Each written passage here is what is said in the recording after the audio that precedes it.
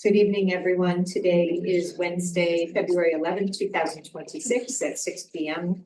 This is a meeting of the Gloucester School Committee. We are meeting at the Gloucester High School Library. The public is welcome to attend meetings in person or alternatively through the Zoom link provided on the agenda. The notice will reflect that the meeting is via Zoom only. As amendments to the open meeting law allow, the school committee may continue to hold meetings remotely. Please note the in-person meeting will not be suspended or terminated if technological problems interrupt the remote connection. I'll call this meeting to order and state that the mission for Gloucester Public Schools is for all students to be successful, engaged, lifelong learners. And I ask you to stand and join me for the student flag, and afterwards we will have a moment in silence for the crew of the mission vessel.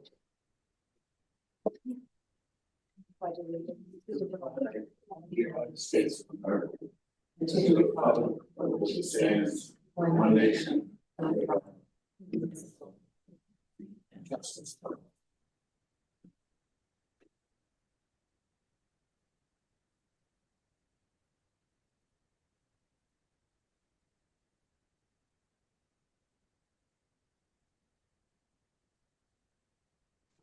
Thank you.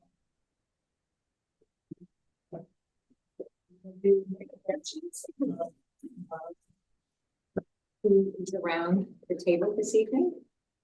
Maggie, behind your table. I'm fine. We'll start with Stephanie. Stephanie DeLisi, recording secretary. Sophia Ferrara, executive board after that. That's not already secretary or treasurer from the deputy. Fall under school committee. Heather Daigle, school. Bill Melvin, school committee. Kathy Clancy, school committee. Melissa Friend, school committee. Laura Weason, school committee. Andrea Liakis, school committee. And Lummis, superintendent. Amy Pascal, assistant. My job is director of special education. Emily Siegel, executive director, Gloucester Ed Foundation.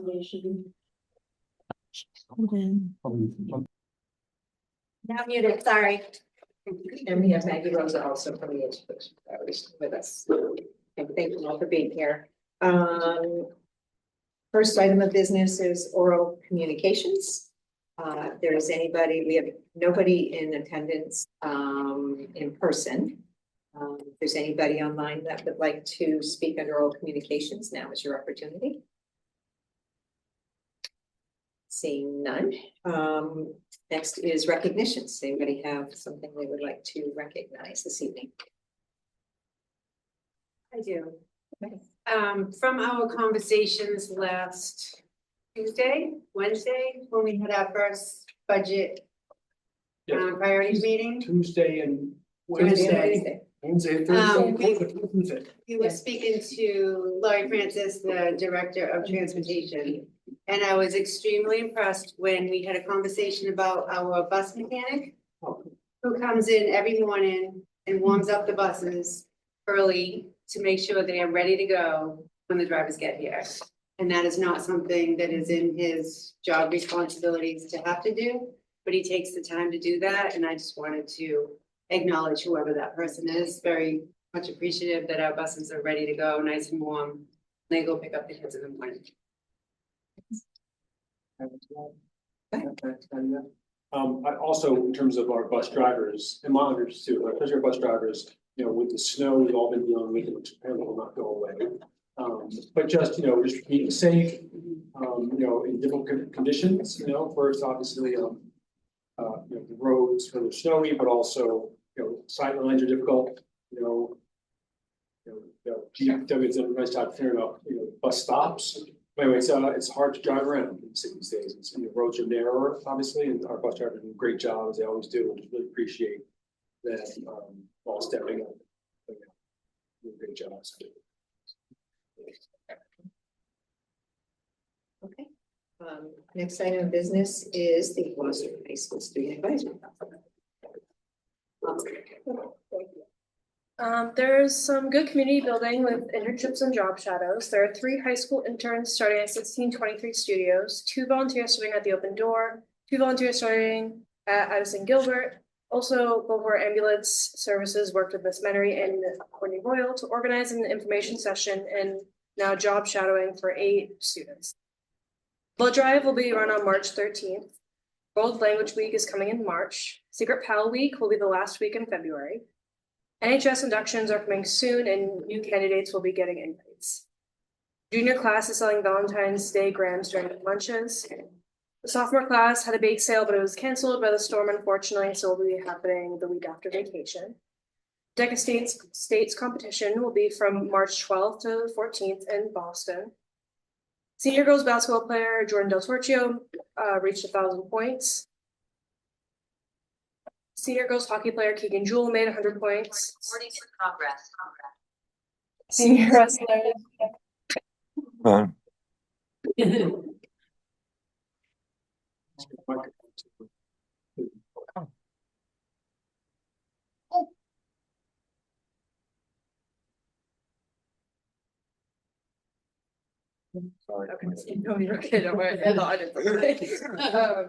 Senior wrestler Zach Ashley celebrated his 100th win last night.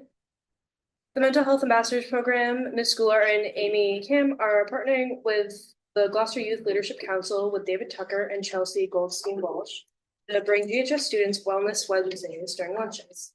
Subjects include intro to MAHP and GYLC, yoga and mindfulness activities, aromatherapy, slime making, music playlists that support mental health and relationship safety. And with the GHS Health Center, they are currently wrote out 770 Valentines and posted them up in our atrium to show their appreciation for us at the school. And then also the 21 YAC students have been working on this multi-step project since January 8th. They demonstrated that every student belongs and wish a happy Valentine for each student. And then the National Art Society created 18 portraits and 23 identity projects for children in Cambodia through an organization called the Memory Project. These projects went in the mail today, along with 200 donations for the organization and their efforts. And then also Gloucester High School will also be partnering with the American Exchange Project to send our seniors on a full funded trip across the United States. Students will participate in a 2-week exchange, 1 week of traveling to discover a new town, 1 week rediscovering Gloucester alongside visiting students. We have 13 seniors signed up to travel. They are looking for host families for the week of July 22nd. Any questions? Thank you. Thanks for being here. Thank you.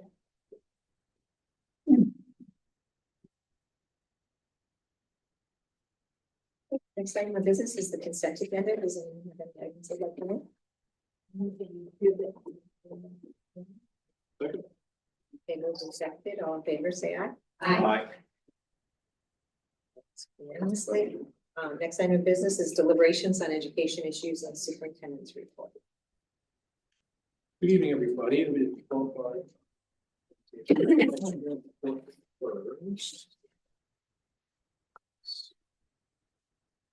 As we say in the Gloucester schools, every day matters. Everybody belongs, and every student learns. So tonight we're going to go over after my just brief report of some things that are happening around the district. Emily Siegel and Maggie Rosa from the Gloucester Education are here to talk about their Millie Courtyard project, and then I will give my recommendation to the committee on the assistant superintendent. Tucker. First, let me go through a few things that are happening. So this preschool, always having great folks come in addition to their teachers who are great folks, also bring outside partners. And they brought the story crafters to the preschool. New enrichment programs at the preschool haven't come before. Came from Hudson, New York, and they combine story and music. You can see that's a harp, cool harp there. It's a harp very often. And storytelling. So, which the kids obviously can see, rapt attention, enjoy quite a bit. It's the fun duo from story crafters. Excellent. Over Plum Cove, the Playful Engineers visited Plum Cove. So this is enrichment program, which is a full day makerspace, build along session. So kids are building things based on a design challenge, and they were building chain reaction contraptions. I used to call these things Rube Goldberg machines, but it's the same concept. And I really appreciate the Plum Cove PTO for supporting this hands-on STEM activities. I really appreciate that for the first time. I think for the first time to Plum Cove. And then a great piece, as we talk about a lot, always want older students working with younger students. And that happens lots of ways all across our district. A very common way is book buddies at our elementary schools, and there's a picture of 5th grade students working with kindergarten students. I've been over at Plum Cove to see this a couple of times, and it's just really wonderful to see, one, how excited the kindergartners are, right, to work with 5th graders, but how much 5th graders enjoy, one, going back to kindergarten, go to their classrooms, but also just being the big kid and supporting kids and working with them. So just a great example of excellent work. West Parish is doing Willy Wonka this week. So of our 5th grade plays, or school plays, I should say, West Parish is typically the first to go. And No. Okay, that's what I thought. West Parish is first to go. I'm not really sure I hadn't missed on that. So performing this week. So last night, tonight, and tomorrow night, 6:30 p.m. I think it's 52 students involved in the play. And one of the great things at West Parish, and this is actually supported by Gloucester Education Foundation as well. All of our plays and elementary school productions are supported by Gloucester Education Foundation, so I appreciate them for that.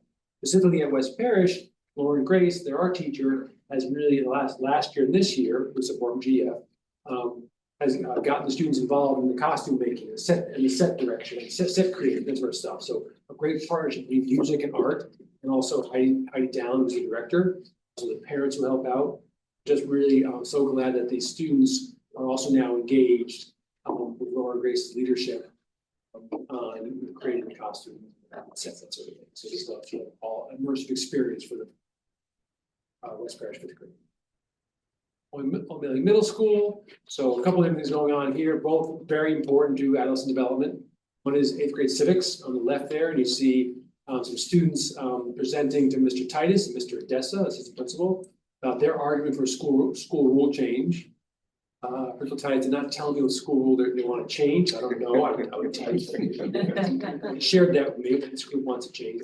Basically, they get involved in a public change process, or school rules, and every year one of the civics lessons is identifying the school rule they want to change. On the right hand side is dodgeball, a very important activity at any middle school. I think a lot of things about teamwork. But they're doing that advisory classes. Okay, advisory is one of the key areas, key pieces at O'Malley about bringing kids together and connection. Connection also means fun, and not just being in the classroom, learning in the classroom, through discussion over ways, but also having fun together. So dodgeball is pretty fun. As our high school students mentioned tonight, really appreciate just congratulations to Jordan Del Torchio for a 1,000 point day. Just the 13th player in school history to reach a 1,000 point milestone. I think it's pretty well divided between I guess girls and boys, male and female. I think maybe 5 or 6 girls, high school girls, have scored over the years, and then I think 6 or 7 boys, which is great. But not one for a little while. I think I want to think 2018 when the last person to score 1,000 points. So really, just credit to Jordan. I love the Coach Hill's quote here. Jordan's leadership, that's what's impressed me most. During halftime, she's taking a whiteboard, taking someone aside and showing them the play and where they should be. She's done that all on her own. I didn't ask her to do that. Just really nice to have someone who's not only a team leader in terms of performance, but also a team leader in terms of supporting other kids and working with them. So I really appreciate Jordan. Nice to see her down there. Update from Gloucester track and field, or indoor track, I should say. Congratulations to boys indoor track. They are the NEC Lynch Division champions. So they secured that with a win over Swampscott about a week ago. And also really appreciate both their relays, but also some individual accomplishments. Both Pate's a personal record in the 55-meter dash. And then Leo Cosentino got second and Sam Mello third. So we swept at that. It was awesome. Jim Severino also won his race at 55-meter hurdles, and also finished up second place in the shot put too. That seems like a long way to finish. And the girls indoor track, they lost to Swampscott and they placed second in the NEC division overall for the season. Great work from Madison Jewell and Grace Castellucci and Hope Castellucci, the sisters. Eileen Mione, and Kelly Cawthers, and also Katie Dillon. So excellent work, and that's a 600-meter dash. Hope created a new personal best, 2-mile run. Eileen, am I saying that right? Eileen won the high jump, which is fantastic doing that. Madison won the equivalence. So it's great performance by the track teams. I think they're going to playoffs now. And then power play, it's a good enough for Gloucester Education Foundation, as every day is. Just really want to make sure everyone knows one of the biggest events that the city puts on for the city had in the city for kids and families to learn and play and have fun, especially in the winter season, is the power play. Once again, GEF is leading, supporting, sponsoring. We're partnering with them, obviously, and a lot of our students, older students, help out with volunteering. Power play, just a great way of bringing joy and color and play and learning to students and families from across the city. We appreciate GEF's leadership on this and their sponsorship, but also the support of sponsors like Cape Ann Savings Bank, Solar Free Library, and Seashore Comfort Solutions as well. So we appreciate that. And then last update is just a reminder again, we'll keep reminding folks until this happens, but our welcome to kindergarten is underway for all incoming kindergarten eligible students for 26-27. We have welcome to kindergarten nights at each elementary school. And families, should try to go to their the event at their home school in their zone. If they can't for some reason, it's helpful that you can go to another one because you'll get similar information. But best to go to your the school that's in your home zone is your catchment. Questions for you on the report? Just the upcoming, so we'll probably share with you on the March 11th sort of the presentation. So tonight we have a presentation about the O'Malley Courtyard project, but we'll give you an update on the next on the presentations to come for the rest of the year. As you'll see, it's a combination of something we do every year, like a vote tech update. Another one that's doesn't happen every year will be a sort of update from John Farrell, the principal of the high school, about what he's been learning as a new principal here. And then other ones are we sort of close the year with the reports on the student learning in schools as well. So that's something that happens a couple times a year. But we'll give you all the schedule for this basically. So without further ado, we can switch over. Let me just get the other presentation up here. Give me a moment.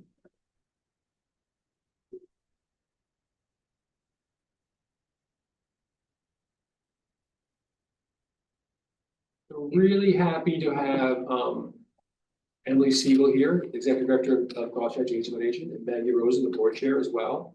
And we're going to present to the committee an update on the O'Malley Courtyard project. It's the second time we come before the committee, an update on it. And the reason for doing that now, what we'll talk us through is we do want the school committee to vote moving to the design phase. We'll explain what all that means in the next short bit. At one point, pretty early in this presentation, actually almost immediately, we're going to try to show a video. Okay, we're also trying to have the video be seen and heard by the people online. Okay, so Okay. we will do our best. And it's going to be a little wonky, but bear with us. But before we go, Emily, do you want to start off with a few comments or just frame tonight or? Yeah, thank you for the invitation. Thrilled to be here to talk about this project again. It was nice last spring to share kind of the early work we had done, and Ben and I were sitting down to update that presentation. It was really exciting to see just like we have leapt forward in this work since June. So very excited to share kind of where we are and what comes next. I brought some boards. Some of these images will be in the presentation and they're all on our website, but it's nice to have a person for those in person. So those are here and you can take a look at those at your leisure. Okay, so this is where things get interesting. Funny story, I was trying to push on the arrow when I was going through the I packet. did that too. It's like it's not working. I'm like, oh, that's a picture of it. But if you're in Canva, the video is embedded in the Canva slide. I did the same thing as Brandy too. All right. Thought maybe. Get hold of those folks. So I'm hoping that both the home mobility areas.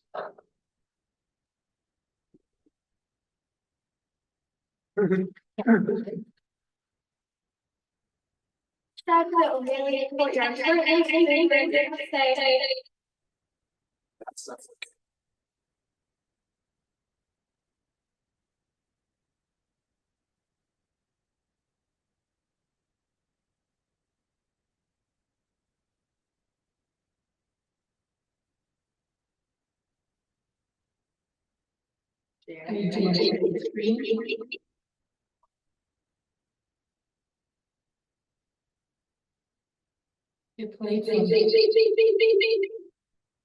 Played from Stephanie's. I think I checked it. You know, it does again.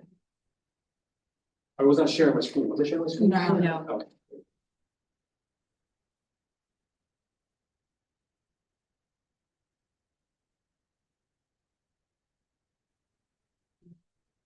It's a ball.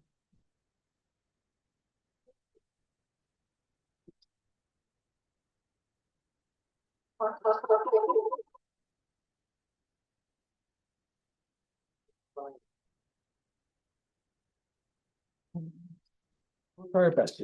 Sorry, folks. I think if it's on Stephanie's computer.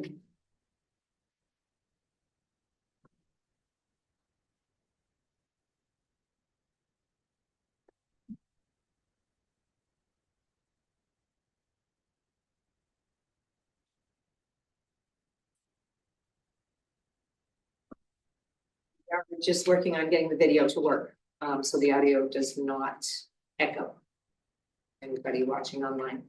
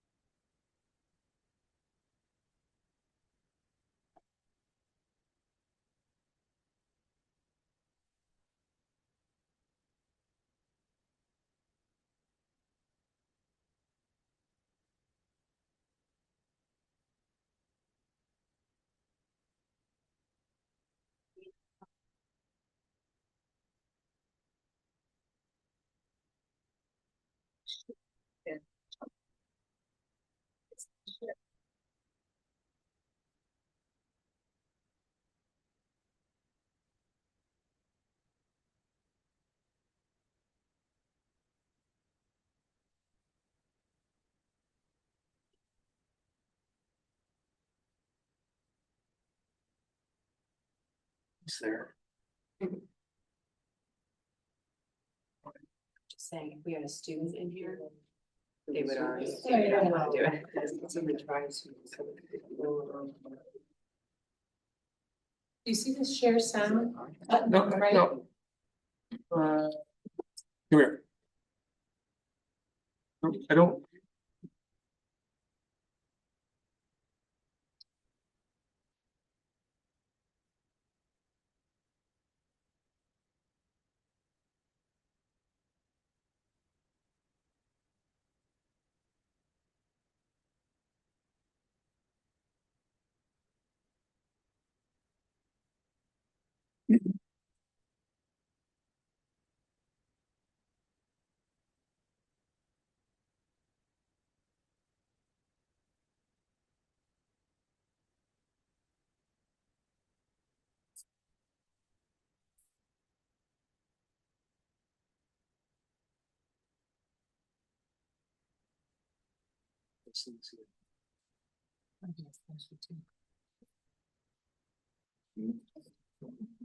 Oh, stop, that's the password.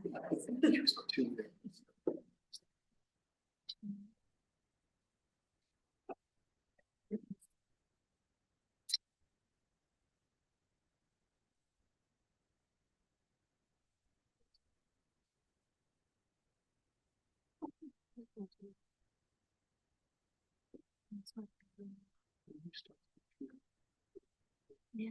Oh, and Oh, the delegates record. yes. Just.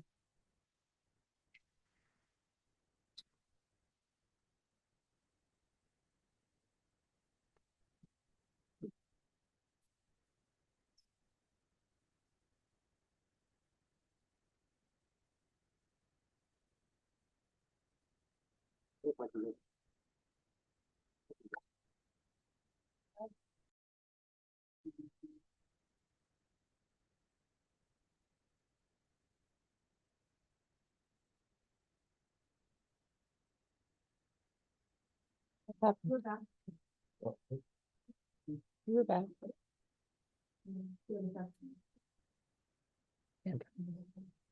Sure.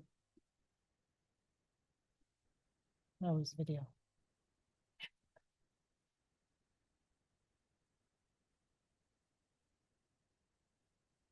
Thanks.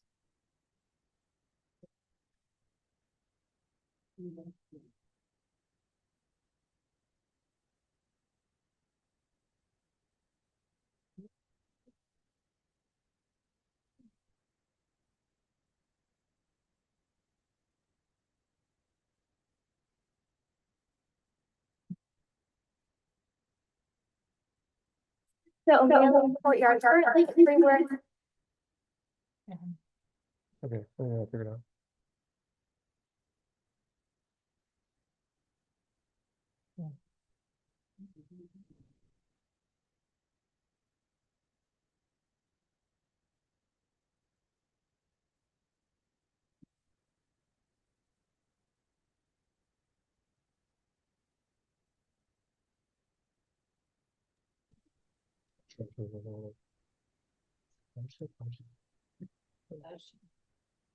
For Franny. Or- Be the star.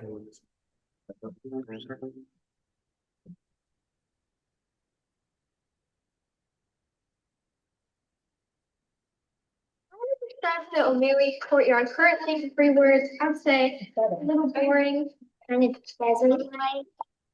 Run down when I pull up in the apartment and see a courtyard, it really is just sad. There's not really that much to do up there. Right now, we're very limited in terms of being able to use the courtyard unless we're really asking our students to draw root list buildings. It's the first thing you see when you go, which kind of influences your day. At some point, I feel like some people will be like, oh, this is like so boring, we need to change it up. Our students deserve freedom to play, express themselves. Why did children need vibrant outdoor space? I mean, have you met children? Have you met teenagers? What I'm excited about is that they're going to be some courts for sports. It gives kids the opportunity to spend authentic quality time outside. We're going for going outside and being able to feel like you're actually outside. So we're doing an adventure hill. The turf hill would be nice to relax on, and probably will be some good trees. I thought we could use turf because turf is like really fun to play on soccer. Right now, what we use for goals is hoodies and water bottles because we don't really have goals there. Oh, I imagine me and my friends using the courtyard. Definitely, like I said, playing football. And then maybe when we get tired, we can chill under the shade in the nature hill. Having the nature out there and maybe that provides shade because it's kind of desert-like I said. I also can see a big basketball court, and I personally don't play the sports, but I really know a lot of people do, and I think that that would just benefit a lot of other people, even if it's not myself. I can imagine my teachers using it for science class. I've done a lot of things outside, place to sit, read, explore. Even if you're learning about biology of a cell, that'd be a great place to learn. It is a day in which language arts are simply reading, and it's a beautiful day. There's no reason to not go outside, read out in the fresh air. I could imagine there being musical performances outside. I could see theater happening out and around. Community will use it more, care about it more, our kids will benefit from it more. I think it's important to invest in the space because it's the only middle school around here. And having a space like that would be amazing for any middle school. So many students are impacted by it. Kids need a let out energy, and staying in a classroom for 6 hours isn't that ideal for kids. It would make students really uncomfortable in the courtyard. Parents, they want a safe space where their children can have fun, come back even when they graduate to play. I don't think anyone could say I was hanging out at the O'Malley courtyard for the weekend with my family, but that can be something that happens. We want students to feel excited about coming to school, feel welcome and embraced when they come to school. This being the primary outdoor space for students in its current configuration is not appropriately serving the students or the staff. Kids matter, and GEF is such a huge part of our community and our schools, and it's a space that really does need some updating.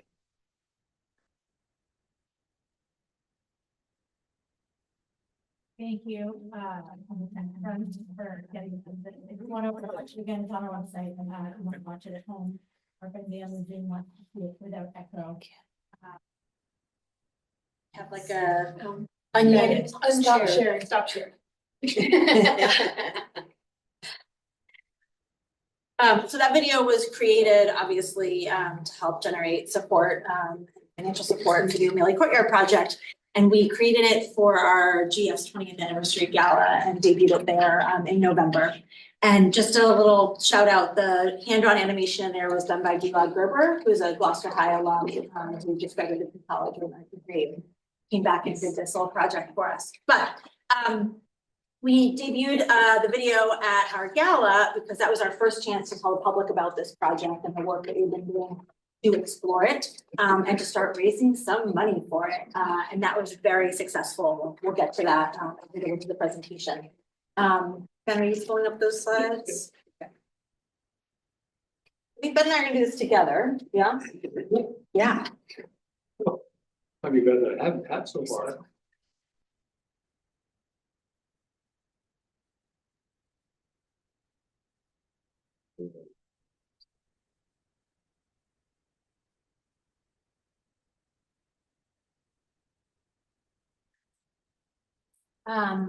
Go ahead.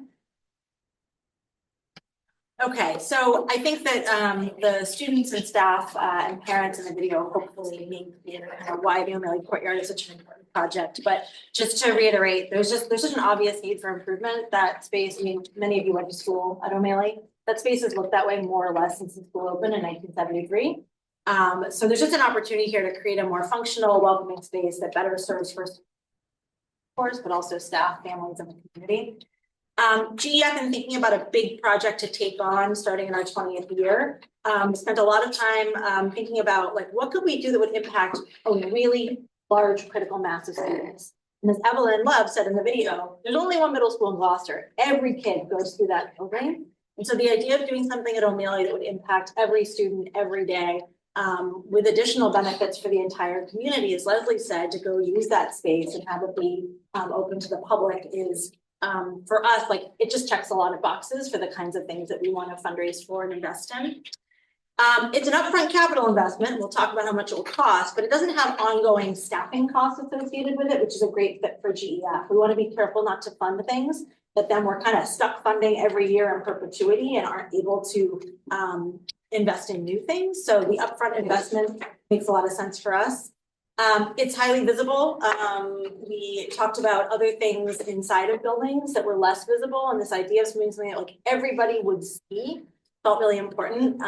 We're doing a little data collection right now about how many eyes and how many feet enter the rink every year. How many pairs of eyes are on that space for the rink, not even for the school, but for the rink, which we know the broader community uses. Like this is, Bofavaza says, I don't know if it made it to the video, but like that courtyard is an ambassador to the community about what O'Malley is. Like, what is it telling people right now?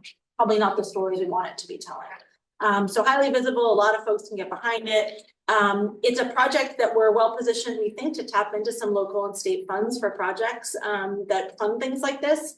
Community Preservation Act is one of those, but Park, which is a state grant that is administered at the state level that municipalities can apply for, which is for either purchasing or redeveloping open space, feels like a really good fit. And we just think it's an investment that's going to serve all of Gloucester for years to come. In terms of for just the schools, I mean, I don't personally don't go much past the second bullet there. It impacts every O'Malley student and every staff member, as well as all the people who are dropping their kids off or coming here for events, that sort of stuff. And I think another positive is just it'll be used, that's going to be used after the school. Another piece is, you know, if we just think about kids coming by to play there and to use the space or hang out, but then also O'Malley Academy as well in the summertime. So I mean, the level of use of that space, get a lot out of it now, and it's a concrete plaza, concrete platform. So anyway, for me, the number two there is hugely important.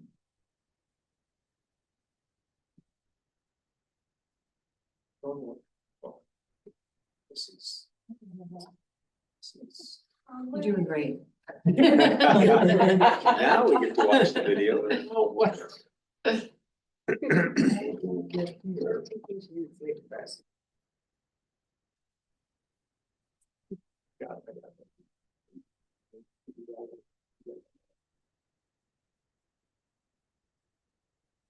There we go. So Ben, do you want to? Yeah.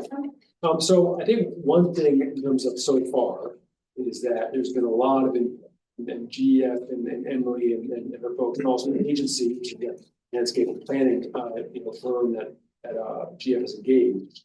It's been great at, and also it's important Mike Titus as well, at sort of like exploring this. Okay, so GF has done a lot of exploring with it and sort of working through the ins and outs, and getting support from GF board, student advisory, GF leadership, that sort of stuff. Okay, and then the next piece was, okay, well, let's learn something. What do people want? You saw some of that in the video, but underneath all of that is conversations and focus groups and surveys, from staff, but also from students, and we learned a lot of things. We learned that sixth graders want some sort of more playground type stuff, or things to do with like playground. Okay, not the same they had at elementary. Other kids want seating. As you heard me say, middle school kids like to clump together. And that's clumping and sitting, and talking, and, that sort of thing. Sometimes it's clumping in activity, physical activity or sports. And so they wanted more greenery. They wanted some learning space. Okay, so they want a whole variety of things. And what's great about that is design from like agency, think all input, create something. Staff input, and continue to get staff input as well. But staff are talking about student-centered design, making sure students can use it in a sort of thing. I'm concerned about safe space, size, safety, winter use, great sort of input from staff. And we're going to get more of that.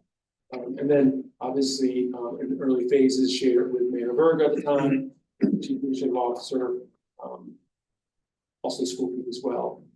And then at some point in this process, I don't know exactly what month it was, GF engaged with agency landscape and planning to help us develop some concepts, and all that input then went into concepts.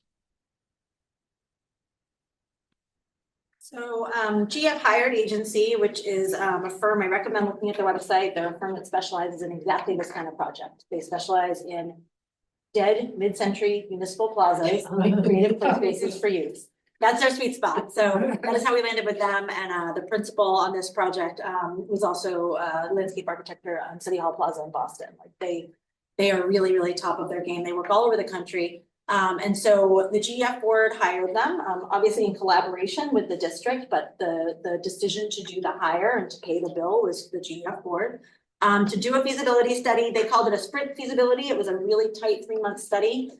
They were on track and under budget, on time and under budget, which was great. To do a site analysis, create some concept design options, and really heavy, like the word concept is important here. Not getting into detailed design, this is conceptual level.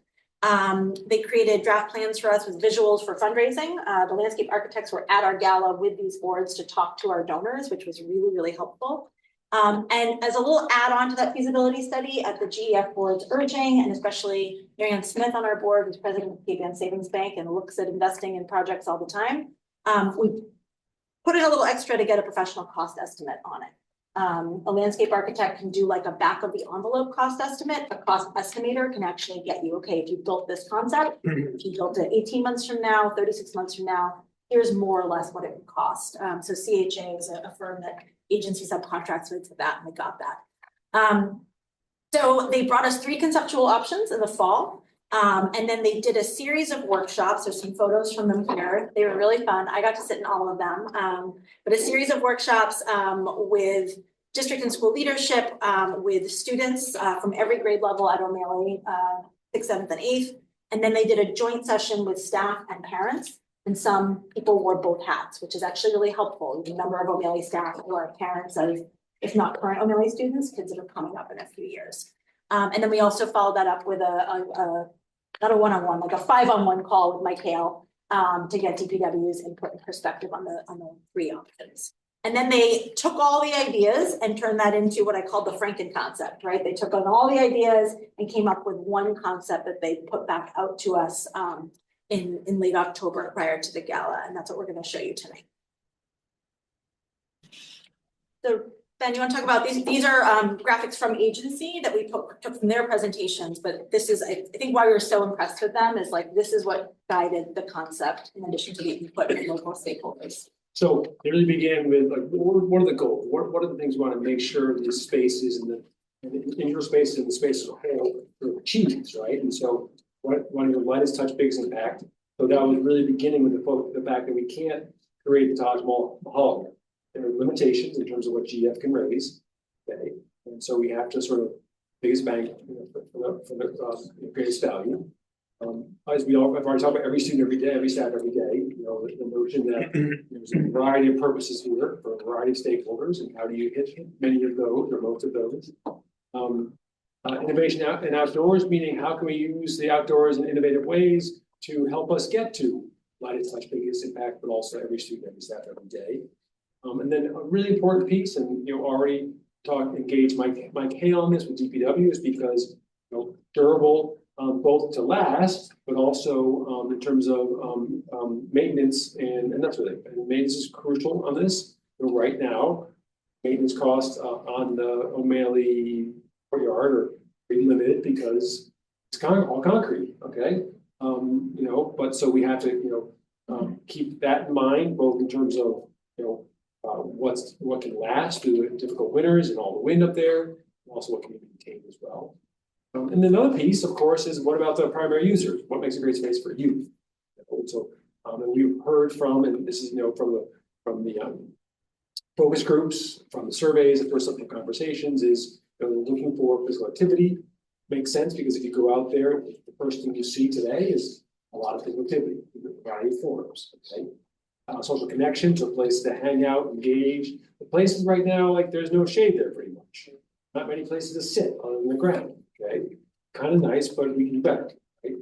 Quiet reflection, so trying to get away from the hubbub as well, an important piece in all of our lives, and also middle school students.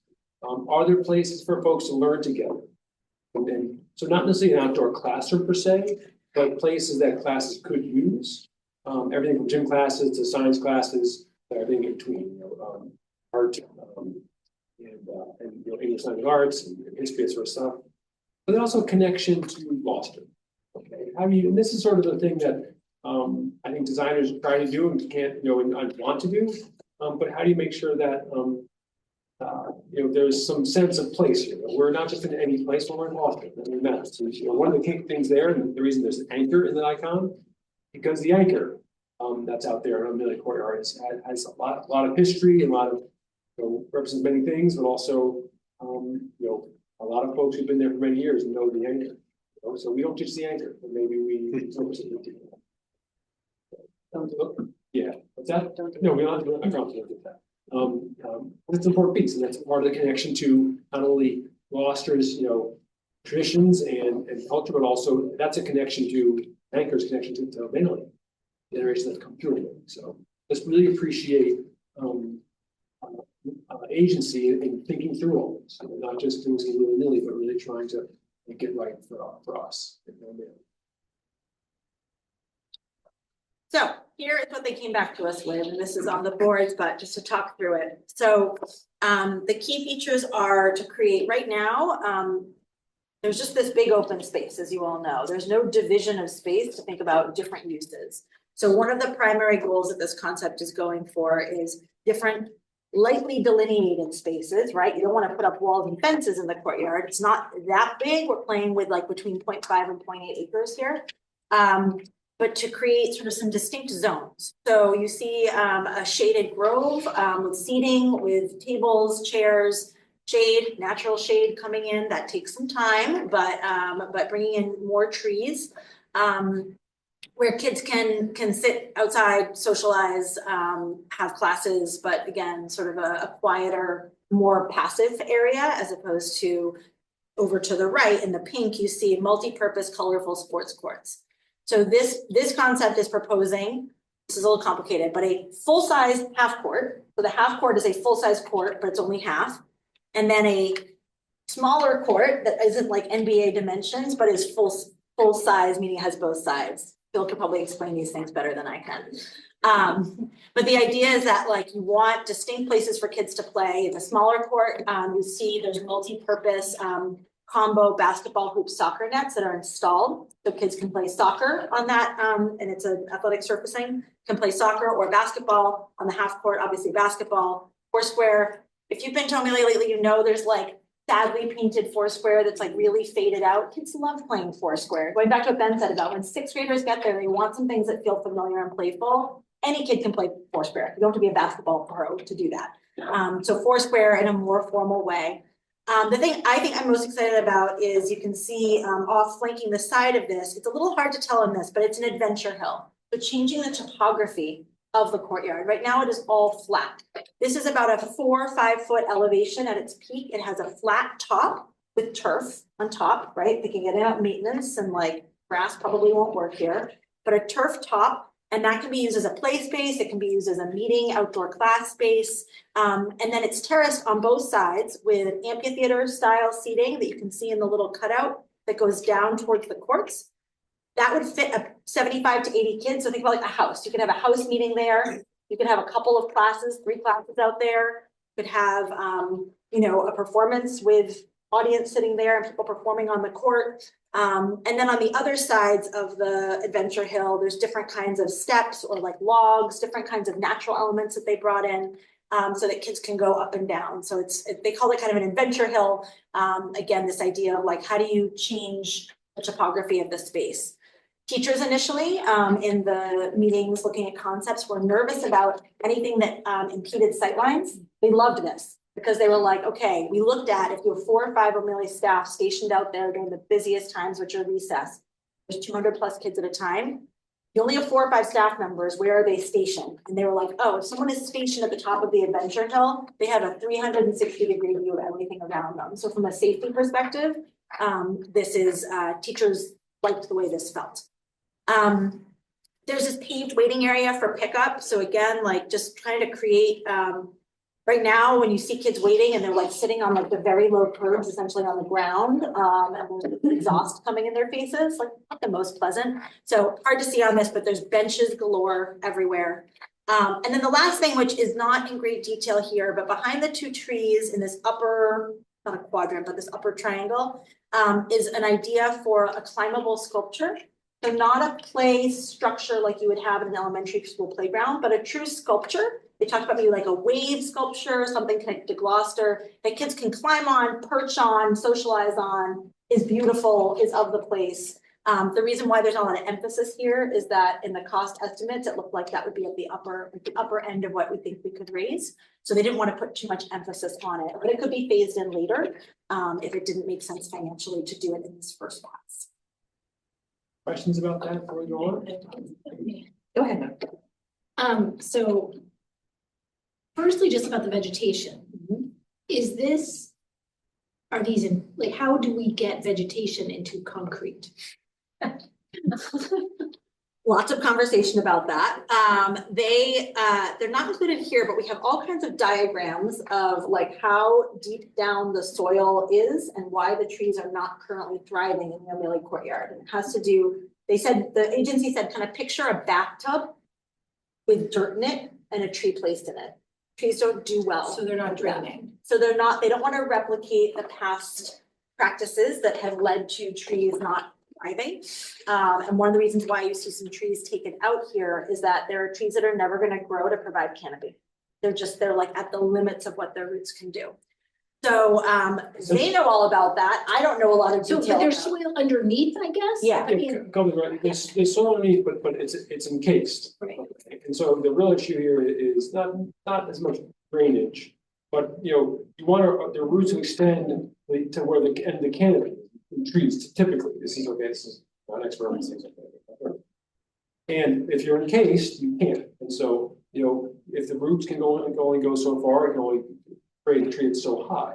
And literally, our understanding is these trees are now disposable. What I mean by that is they have a lifespan that's much shorter than it should be because they're restricted. the current. Yeah. So we've actually, the city's replaced these trees at least once or twice. And we'll continue to do that because they won't be able to thrive.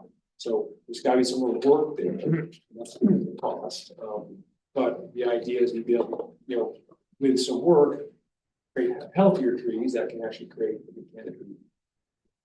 So somehow we're getting to some vegetation that thrives. Yeah. Yes. Right, because that's a big question for me. Yeah. And the Adventure Hill, is that concrete with turf? I believe it is mounded dirt with turf. Okay. Because then you can see that there's plantings along the sides. Yeah. And those are, and we talked a whole lot about like, no plant is going to thrive in this environment with all these middle school feet. Right. And so we talked about like very hardy kind of shrubby type stuff. This is not flower garden. This is like hardy stuff. And having their initial rendering of this didn't have all of those different entry points. And we asked them to add that. We said, are there different ways kids can climb up and down? Of course, you're gonna have kids that jump through the scrub, of course. But if there's lots of interesting ways to get up and down the Adventure Hill, we're hoping that the majority of traffic will be up and down on those.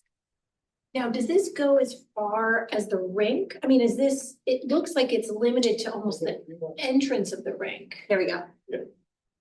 So this is an overhead. Yes, so. Rinks entrance here. Okay. So it doesn't stop you for it, but you do have, essentially, if I go back, this greenery here Is what stops before. what stops just before, yeah. And why not go further? Two reasons. One is financial. So if we extend out past the rink entrance, it's just gonna add to cost. But actually the more important one is teachers, the staff at O'Malley would love for things to be a little bit more contained. They don't really want kids. If you go to O'Malley during recess, you'll often see a smattering of kids hanging out where that area in front of the rink entrance where the benches are. It's a little hard to monitor kids safely there.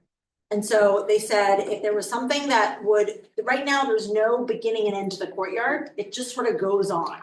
And so they want to have more delineation between the rink entrance and the school. I think it'd be wonderful if the rink entrance could also be done. I don't know if it is going to be part of this project or a later phase or what, but this concept doesn't have anything past that. Can I keep going? Sure. I have a few more.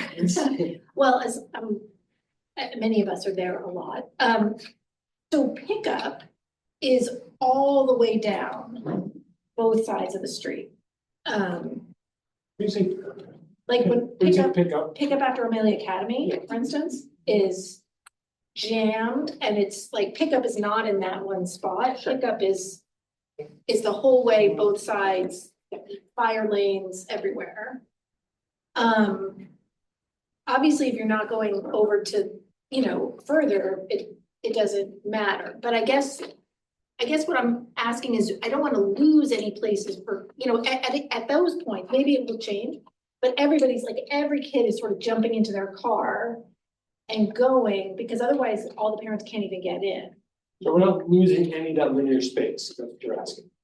So in one area, and this, I think if it's overview, the vertical, the bird's eye is very helpful. You're seeing one area which now has some seating and some trees. So there are already trees in there, everyone knows that. Well, so I don't think of trees there okay, when I think of that space. Yeah, they're not, right. Yes, there are trees there, whether we notice them or not. No. So there's no linear, pick up and drop off still can happen all along. Okay. Yeah, there's no change in that. I understood that, but it was like you sort of said there was a pickup area. Oh, yeah, But if you think about, smaller groups of kids, at some point, there's stragglers, or it could be after hockey, or it could be, there's now small curbs. There's actually seating, okay, but again, it's in, part of the area, it's not all the way, yeah, just in this one defined area. Beyond the massive. And Dismissal dismissal of O'Neill Academy, that goes too quick. These are kids that might be waiting for a ride. okay.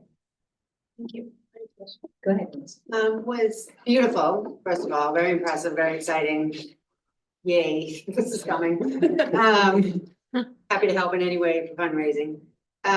Was there any consideration to having placement of pergolas or something so that if it rains or extra shade instead of a tree that may not grow so well, like I'm just thinking, some people like me like to be out in bad weather, that's exciting to them. And if it's a lightly rainy day, there are kids that still might want to go outside. So are there areas that are covered for that opportunity without being a high cost? We talked about different versions of that throughout the planning, and I think that could potentially still fit.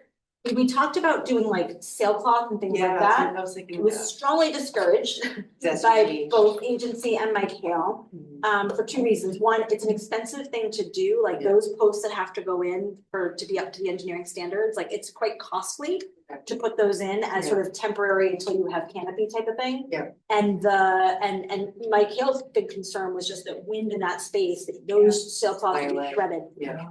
So neither of them recommended that, but we did talk about, I know we were looking at like early ideas, looked at a news article about a CVTE carpentry program in another district that built like a pergola in parts of schools out. So like, I think there are possibilities. One thing that we don't want to do, it sounds like, is attach anything to the building. Right, at one point we were talking about like could be attached, and like then the minute you're attaching things to the building, it turns into a different kind of project. I'm thinking in the middle. So freestanding, I think it's still, I think that would be in the additional input that comes in between concept and design. That's certainly something that I know will come up. But we should definitely. I'm just thinking seeing some wood there, right? Yeah. I mean, this beautiful artwork would be great to have a wooden something to stand out that could be help with rain or shade. Yeah. No, that's a good idea.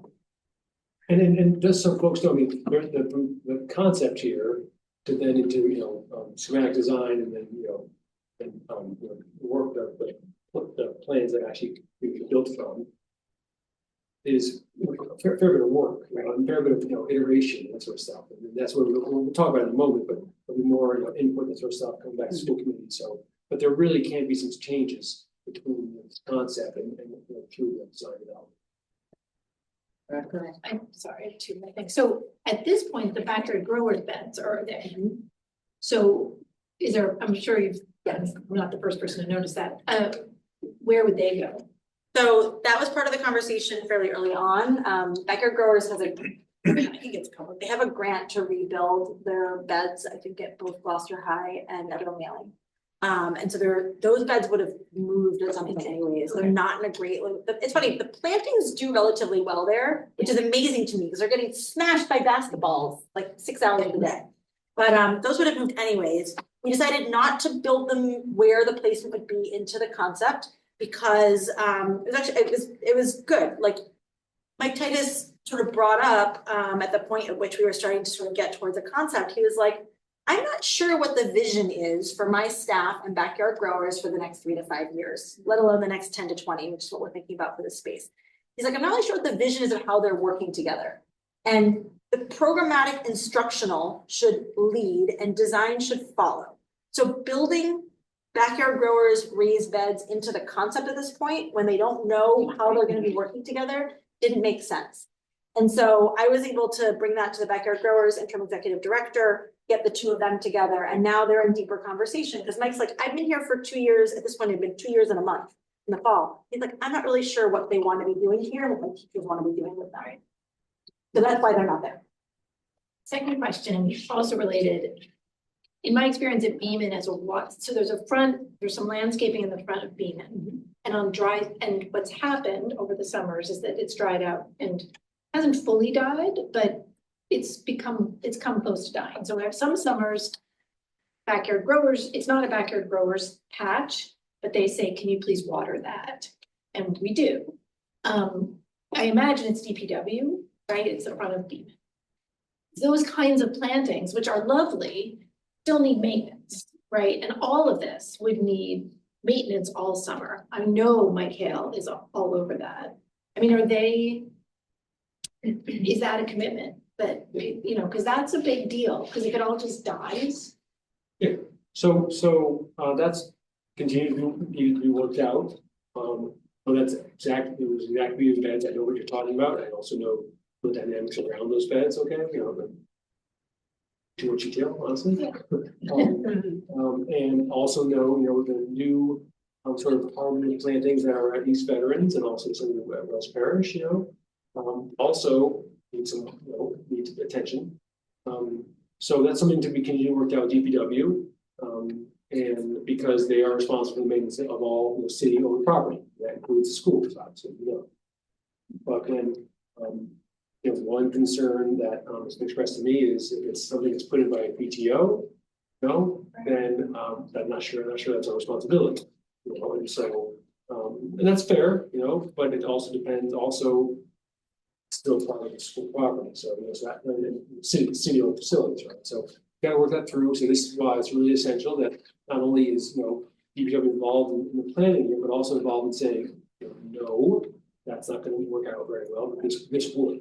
So we really do need to engage in I've already had home meetings, but we need to really engage them on the planning process, because we don't do that. It makes no sense to do that. Right.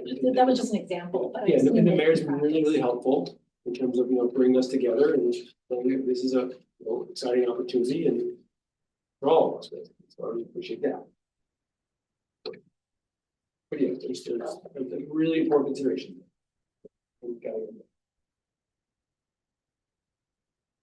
Keep going. Yeah. Not sure if we need to cover much on this. I mean, No, I think it's just another view. And then what part of what we're talking about here in terms of maintenance is like this area, how this area is done, the sort of the venture, you know, matters a whole lot. So one more thing to point out is, yes, wall ball is really still important, okay? Major piece at O'Malley, and ultimately wall ball will be wherever the kids want it to be. You may have it here written down, basically they're gonna find wherever they want to do it, okay? So. My O'Malley teacher that saw this already told me, wall ball's never gonna work there. The wind hits in a way at that corner, they're never gonna play wall ball there. Like, okay. They like play wall ball wherever they want to play wall ball, okay? And then moving on, is this me, is this you? I can take this. So, as far as, so we've been in the feasibility stage, conceptual level, and now what comes next is the design phase. And that has sort of 4 key parts. A schematic design, which takes roughly 3 months. Design development, which takes 3 months. Don't ask me the difference between schematic design and design development. This is from agency. Construction documents, so actually preparing all of that to then go out to bid, is 4 months, and then the bidding process, another 2 months. And then following design, just a preview, construction is anticipated to take about 8 months. And the ideal timeframe for that would be March to October. Mike Titus has been clear that having obviously like a 2-month summer break, which isn't even really a break because O'Malley Academy is there for 5 weeks, but this can't be done in a summer. And it can't reasonably be split over 2 summers. We did think about that. Could you do half of it? No, it's not really the way it works. Not efficient either. So the idea is that if you started, Mike said, if you started in spring, your 6th graders have already been in school for 7 months. Like they're not quite as fetal as they are in September when they come in, routines are established, like it's just a better time to start in spring and then to end in early fall. Like that's the time span that would work. So with that in mind, like our ambitious goal is to break ground in March of 27, which is a year and a month from now. Realistically, it could be a year bump from that, right? Because a 2 or 3 month delay on any of these steps, you're looking at a year delay. Because you're not going to break ground in July for an 8-month project because Exhibit A, look outside, not going to work in New England. So those are the next steps as far as what a design phase looks like. Just in terms of these different steps, and these, you know, these are the exact same design steps that happen in the next school, okay? So just level of depth. But you do know at the end of schematic design, this is going to be our design. Okay? There may be some changes as you get design about just more detailed drawings and the construction documents are the most detailed, okay? So, and then that may be sort of based on budget, honestly. Some change that happened from schematic design to construction document may just be that budget. Value engineering. Yes, yeah, how's that for a euphemism, value engineering? Right. But that's the difference in me, it's just the level of depth and the detail of the actual documents and design. I'll also add, just going back, I know in the schematic design phase, that is when there's some additional site investigation that has to happen. Some of that happened during the feasibility study, but the two big things are a survey and geotechnical, which is putting borings into the concrete to see like exactly what it looks like under there. Those happen as part of the schematic design, and those are subcontracted from agency to subcontract for those.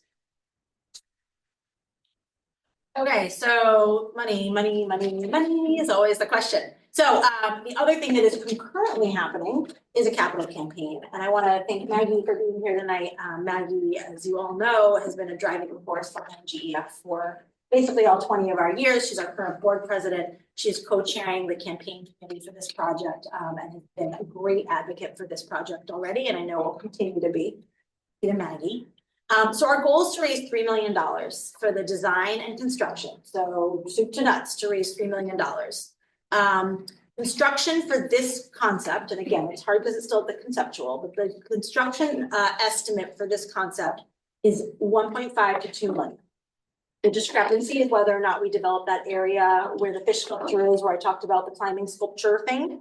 That is that $500,000 discrepancy. And there are some contingencies built into those numbers, right? The acknowledgement that we don't quite know what's there underneath the concrete yet. Some of that is built in. So that means that the other 1 to 1.5 million is for everything else. It's for this design phase. It's for paying an owner's project manager, all the permitting, other contingencies that aren't sort of built in and padded in already. It is a healthy balance, yes, to what the construction cost would be. And so GEF is leading the charge on the fundraising piece of this. And our funding sources are individuals. Obviously, we have a wonderful committed donor pool. We'll tap those folks, but this has to go well beyond our established network of donors. Organizations, corporations, businesses, private foundations. There are some private grants that are a good fit for this that fund like multi-year capital projects. One thing that's nice about this project is that it hits on a lot of things people care about. There's a wellness angle, there's a recreation angle, there's obviously an education angle, environmental, like there's a lot of foundations that fund pieces of that. So we can hit some different folks that we might normally go after. And then there are some public funding sources that we want to try to tap. I mean, none of this is a guarantee, but we would like to look at Community Preservation Act funding through the CPC, the Community Preservation Committee, which is here in municipal funds, Park, which I described, a state grant, and then there might be other grants at the state level that could be useful. Those are public funding sources that are not the city's operating general fund. We're clear about that. You know, Emily and Maggie and definitely clear about that. Not isn't leverage public dollars. Leverage public dollars that look specifically this purpose to grants. And one thing GF is really great and has helped us in so many ways on is being the instigator to pursue grants and helping the support of those grants. And if you're talking about Park, for example, any state grant, there's a lot of blocking, tackling, and writing, and just hitting the marks to get that done. Logistical piece of it. And GF is always great with that for us. So this conversation reminds me of a conversation when I was at Essex Tech. We had 3 representatives from the agricultural department because all the coursework that goes on there in their programs with trees and forestry and all that. So I can't help but wonder if that's a department that would be helpful in obtaining funds from. Like DCR and things like that? Right, yeah. Just because I know they tried to bring in funding for those programs, so there were grants available there too, or were years ago. I don't know what they're now. Yeah. But it would be interesting to see if we could latch on to type of educational programs that they would fund.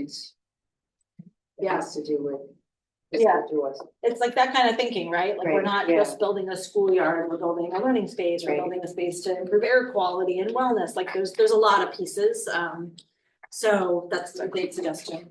Maybe even getting their programs involved somehow to make it a learning adventure to establish the playground. Just reaching. Emily, if we considered site cleanup, is the cost of that rolled into it? I mean, that's a lot of concrete. Yes, that's in there. Okay. Yeah, site cleanup and the fencing you need to keep the kids safe during the construction, and that stuff is in there. So our campaign committee, as I said, Maggie and I are gonna be co-chairing that. Lindsay Coolidge has honored us by agreeing to be our honorary chair, which means that he'll plug in when he wants and needs to, and we'll tap into his network and lend his name and his credibility to this project. And then the members of the committee, Kathy Clancy, Jeff Destino, who, we try to get people that have specific skills and also wear multiple hats. So Jeff, O'Malley teacher, former O'Malley administrator, O'Malley alum, has 2 kids in elementary and preschool. So he has a vested interest as a parent in his kids coming up and this being ready for them. And then he is the board president for GFAA. GFAA will be, I think, a very good partner on this project. They have a different donor network than we do. And they've got people who are gonna be really excited about funding a futsal and basketball court, which is not usually what GEF is fundraising for. Joel Favaza, not unfamiliar to school committee, but Joel obviously is a land use attorney, understands a lot of that, but again, has 4 kids coming up in the system, went to the school. Hearing Jeff and Joel tell stories about being at O'Malley is always fun. Leslie Friday, who's a GEF board member, she has 3 kids in the Gloucester Public Schools, and Leslie is a communications and marketing specialist. She is really, really strong at thinking about how to tell a story, how to engage people. So Leslie brings that communications expertise to the committee. Ruth Pino, no stranger to any of us. Ruth has been such an advocate for GEF projects, a great advocate for vocational, and so many other great causes in the community, worked on the Stageport Park fundraising for Rotary, has been a past chamber president, like just comes obviously with all of her Ruth energy and network. And then Rachel Raffalo, who was a PTO leader for so many years at elementary and middle, really good at tapping into parents and an alum of the school. And Rachel was on our gala committee and was just like such a phenomenal member of that team in terms of getting people excited to give. And that's what we really need. So we've already raised $455,000 for the project. So that's not a lot compared to the 3 million, but it's a great start. And 210 of that was raised through the gala. 200,000 of it was allocated, restricted by the GEF board for this project that had been previously raised for like big project TBD. So this is the big project TBD. And then we've gotten in some additional restricted gifts for this since the gala. So that 455,000 will comfortably get us through the design phase. So that means that like the finances for the design aren't a delay, and we can start raising for construction. Okay, Yeah. Great. So a couple of things. Project is requiring, as it says here, so different players here. So the city, obviously, and GP, it's possible schools, Gloucester Examination, DPW, agency, the designer, okay, so what's really crucial there is that each of these players has different roles and responsibilities, okay? And we want to make sure that's clear. And when I say we, I mean, I'm talking about 5, if I can do that, okay? Again, different roles, different perspectives, all really essential. And also different sort of responsibilities, especially because while it won't be public dollars, it is public property, okay? And so whether that's procurement, issues or procurement processes, or whether that's legal processes, or whether that's just maintenance and thinking forward in the future. We all have different perspectives and roles to play here. The city being sort of, the city will be the client, the city and school be the client essentially, but that's also, city is the property owner, but also really the steward of the long-term asset. Talk about some of the other roles here already. But ultimately, there is some school committee oversight on this and also city council oversight because the city owns the property. And so that's all kind of work together. Okay, and we've already had one meeting with all of these players, actually, really fruitful meeting, just in terms of process, because we got to find, follow some legal processes here. And what we decided first and foremost is creating an MOU that sort of details the different roles and responsibilities and what sort of how it's to be played out. So for I should say we, the city legal department is working on crafting that. And it has some examples from not only the past in the city, but also other examples as well outside agencies. Some examples I think they showed me as well. But really important that roles and also approvals are clear, and also how the process for the funding and sort of stuff. Ultimately, the GF is donating the funds to the city, but we have to make sure they're obviously used for this purpose. Alone. That's obviously legal as well. So I'm sure there's anything you want to add, or Mayor, if you want to add there, just in terms of working together on this. No, it's a very clear path, and it's certainly doable. And because when we talked about this at the last meeting, and there's a clear educational reason to do this. It's not just to make it a better outdoor space, but there's an educational component. I think that we can get everyone who needs to be on board. Yeah. And what's interesting is there's some complexity here because it's a public-private partnership, okay, and so it's complex. But at the same time, I really appreciate Mike Hale's perspective. It's like this isn't a big project. Right. We're talking about complicated. And so when Emily and I heard, I'm like, okay, all right.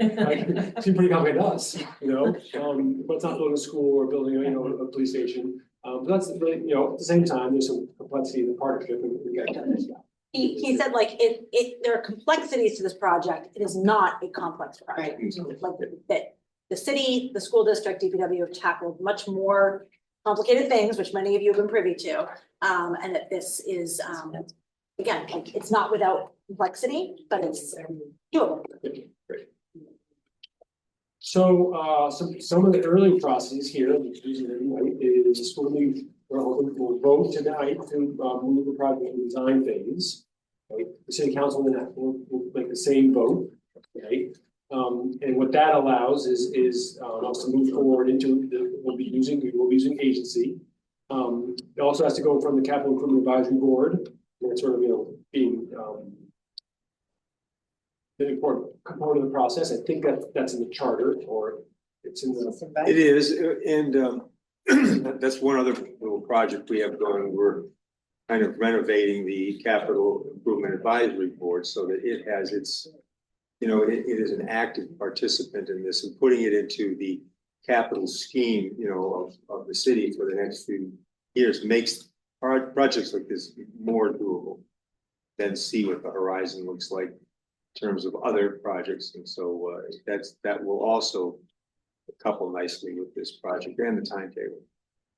And then during design phase, and really, moving forward, just to define the roles, city's the client and contract holder, so we got to go through all the city procurement processes. Okay, agency will be the designer.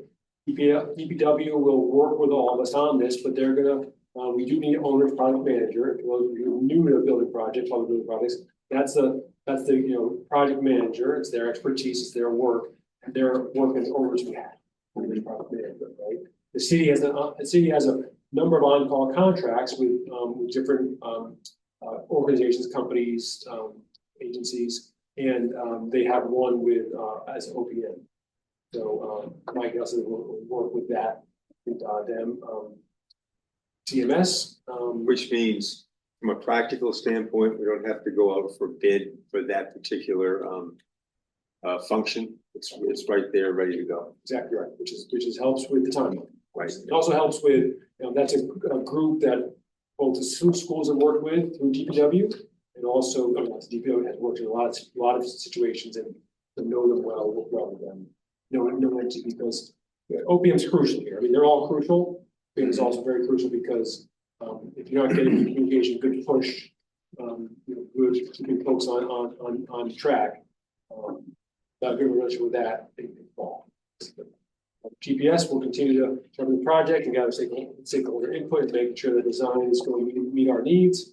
Of course, GF is funding the design and funding the design, has that money raised and also fundraise for the child. Anything to add to that? Discussion or question? What can we help you understand? So, we can move forward and we'll talk to the city council and the advisory board. I do. I have a comment and then I have a question, and you can let me know if my question is too early to ask. As a middle school educator myself, I can't tell you how excited I am to see a middle school project, because we have the beautiful East Veteran School, we have West Parish, and elementary school they're little and cute, and it's so exciting to like be on a plan for that. And high school, we get so excited for the adventure that our kids are almost as adults. Middle school is all about survival. And I feel like for the kids and for the parents. And I think the parents, you know, I know the space is for the kids, but just thinking about pulling up to a space where 11 to 14-year-old kids can play, because they do play at that age. You just don't see it as much because they're always in a phone or being dramatic somewhere. So this is it's so refreshing to see this. And as a parent, I mean, my kids will be out of the middle school by then, but I would really look forward to picking my children up and seeing this kind of space. And I think it would really take the edge off for an incoming 6th grader family coming in and just saying, oh my God, this is where I'm dropping my baby off. This is so inviting. So I'm so excited to see what this evolves into. My question has to do, and it might be because I watched Franny Goddess a couple times on the screen. Those kids are going to be well into high school by the time this comes to fruition. Is there some way that those students that are currently involved in this process, for there to be a through line for them to see this all the way through, and like, what is that role for them? Because I think that would be really an impressive credential for them and a point of pride as well. I don't know if that's something that's been. No, I've been thinking about it a lot. In the workshop agency did in October with the students, it like broke my heart at the end. This boy who hadn't talked a lot during the session, he'd been taking a lot of notes on like the note taker they had. And he raised his hand and he was like, when will this be done? Yeah. And I said, what grade are you in? He said 8. Oh, I was like, well, I'm like, do you have younger siblings? Yes, okay, you come back and visit. So I have been thinking about that. You know, I think we have already, so GEF has a student advisory council of high school students, and we have 3 seniors right now who are graduating in June, and we just selected and inducted 5 sophomores. And one of the projects on the table for one of the kids to claim is to work on this, one of the sophomores. So that's one way I think for a high school student that recently was at O'Malley, would be the kid who was at O'Malley. All five of those kids went to O'Malley.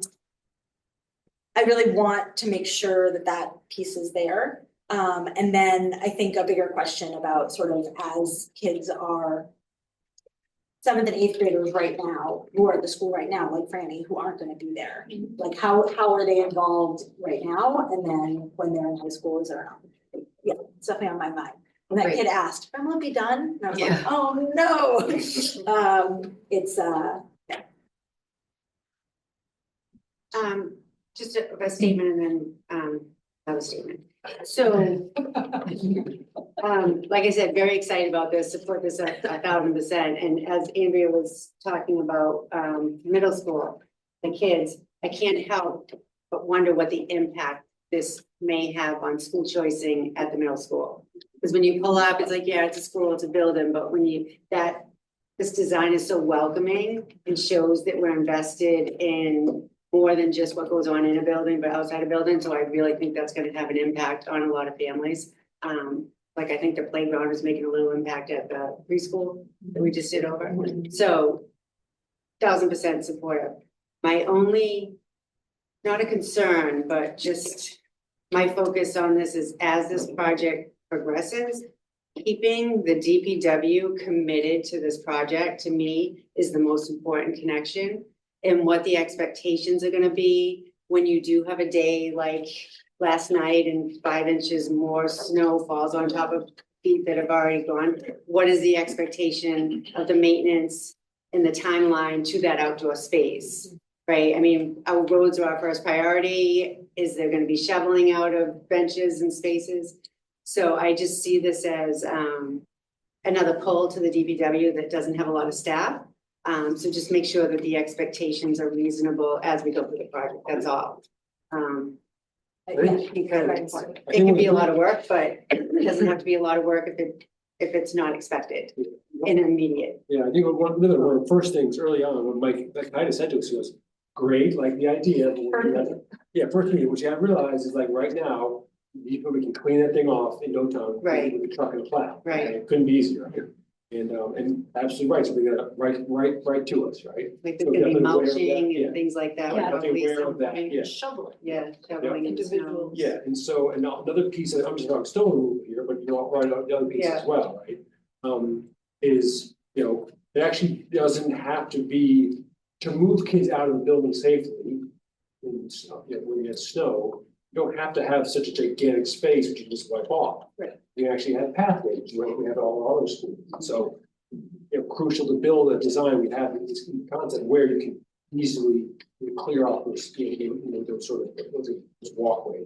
Well, that's why I'm trying to say, how do we capture the expectation so that 10 years from now, we're gonna be like, oh, we won't even shovel it, right? Yeah. Because they weren't part of the conversation or the development of it. So right. somehow codifying that somewhere that when we built this, these were our expectations going forward so that it's not putting pressure on the city to maintain in a So there's a no quicker surprises, response no and no surprises response. for anybody. Yeah, And the project that worked the best, in terms of capital improvements in the schools, okay. Ones where we're working most closely together. Right. And that means from this stage on, if you look early from design on.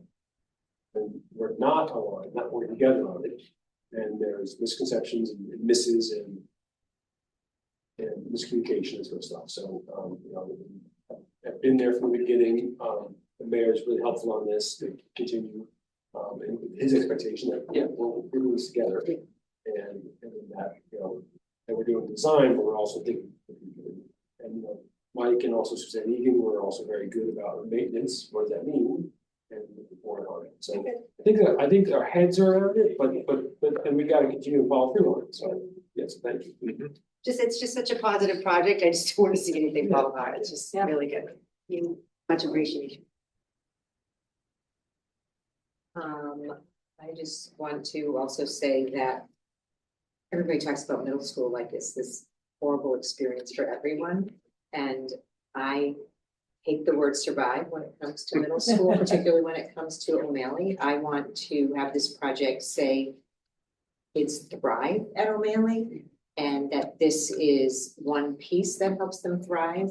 If they have personal things with parents or whatever, that's a totally different thing. But I want our schools to be that positive message of they thrive academically, socially, and it's just part of their growth. And I think the more positive environments we can provide for them, it just says how much we care. I think, having pride in the school, having pride in our kids, having teachers have pride in the place that they work. Goes along. Okay, so we have before us, we have the policy FJ, and at the bottom wording of the policy, it says,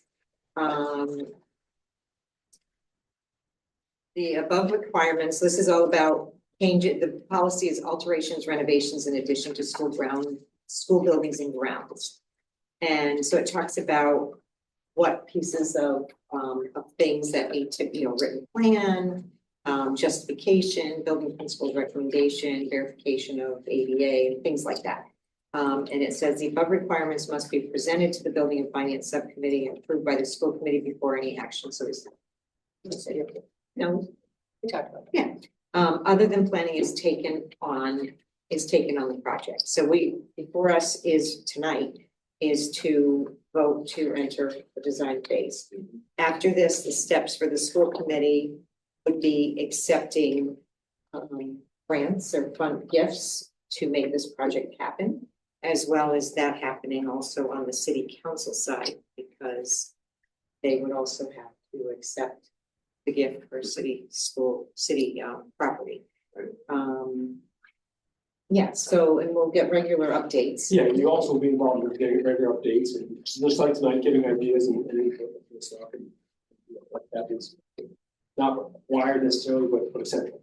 Will you be doing a visual fundraiser, like, you know how like sometimes they put at the Rotary, the thermometer, yeah. Make it community. If we do it, it'll be later, it'll be after, so we have That'd be great. our initial milestones, we want to raise $1 million by June 30th. So that 455 gets us almost halfway there. But with campaigns like this, like you want to raise a whole bunch of money before you go broad to the public. So maybe, and it'll be a little ways away. Find some like $500,000 gifts. If anyone knows anyone. We need another Jim Davis. Or somebody. Yep. And so we don't vote again, like this is our vote. Is it going? Well, this is the vote to go into design. Right, but are we gonna? You'll have other votes. We'll have other votes. Yeah, you'll have other votes, yeah. And you have votes on the donations, obviously, but also votes in terms of each state. The steps, that's my question, the step. We got vote, have you plenty of time. Oh, good. So I'm gonna make a motion that the school committee votes to support entering into the design phase of the O'Malley Innovation Middle School Courtyard Project in partnership with the Gloucester Education Foundation Administration and second. Discussion. Okay, all in favor, say aye. Aye. I can't ever do this enough to appreciate Gloucester Education Foundation. Okay, I can do it pretty regularly, but I can never do it enough. It is, I've worked with a whole bunch of local education foundations and they're better. That's big places like Boston or Denver and smaller places too, Reading, Pennsylvania, and places like that. But they push us in a great way. They are aligned with us in so many ways. They create tremendous opportunities for our students. Some of our best work that our students have, and the sort of the learning experience that lasts a lifetime. So many of those are developed, by our teachers, but supported by Gloucester Education Foundation, or the idea comes from Gloucester and then supported by our teachers and sort of stuff. But it's a fantastic partnership, tremendous leadership from Emily, from Maggie, from their board, for all the donors. But it just this is, and I can't remember how this idea came to, but you guys were looking for something big, as you said, and you said this to us, and I know Amy and I jumped. It's like, yes, absolutely. You said it. Yes, students have to thrive, when they thrive. It touches so many pieces. It's another example, a big example, how it touches our kids, our families, our communities, so many ways. Thank you both of you and all the people you represent. We appreciate it so much. Thank you. Thank you to the committee for the time, and just a big thank you to Ben, Amy, Mike Titus, who have in their very busy schedules, like made room for this in a way that that wouldn't have moved forward to this point without that. Okay, thanks very much. So next step, Mr. Mayor will be talking about getting on the city council agenda. So we're going through a committee process there, and then that. Sure. And then that's familiar to me. Capital Advisory Board is brand new, so I also look through the guidance. Right. Right. We should know also what I think would be the best kind of presentation from an advocacy standpoint, if you want me to participate in that as the mayor, as well as a member of the school committee, I'm happy to do that as well.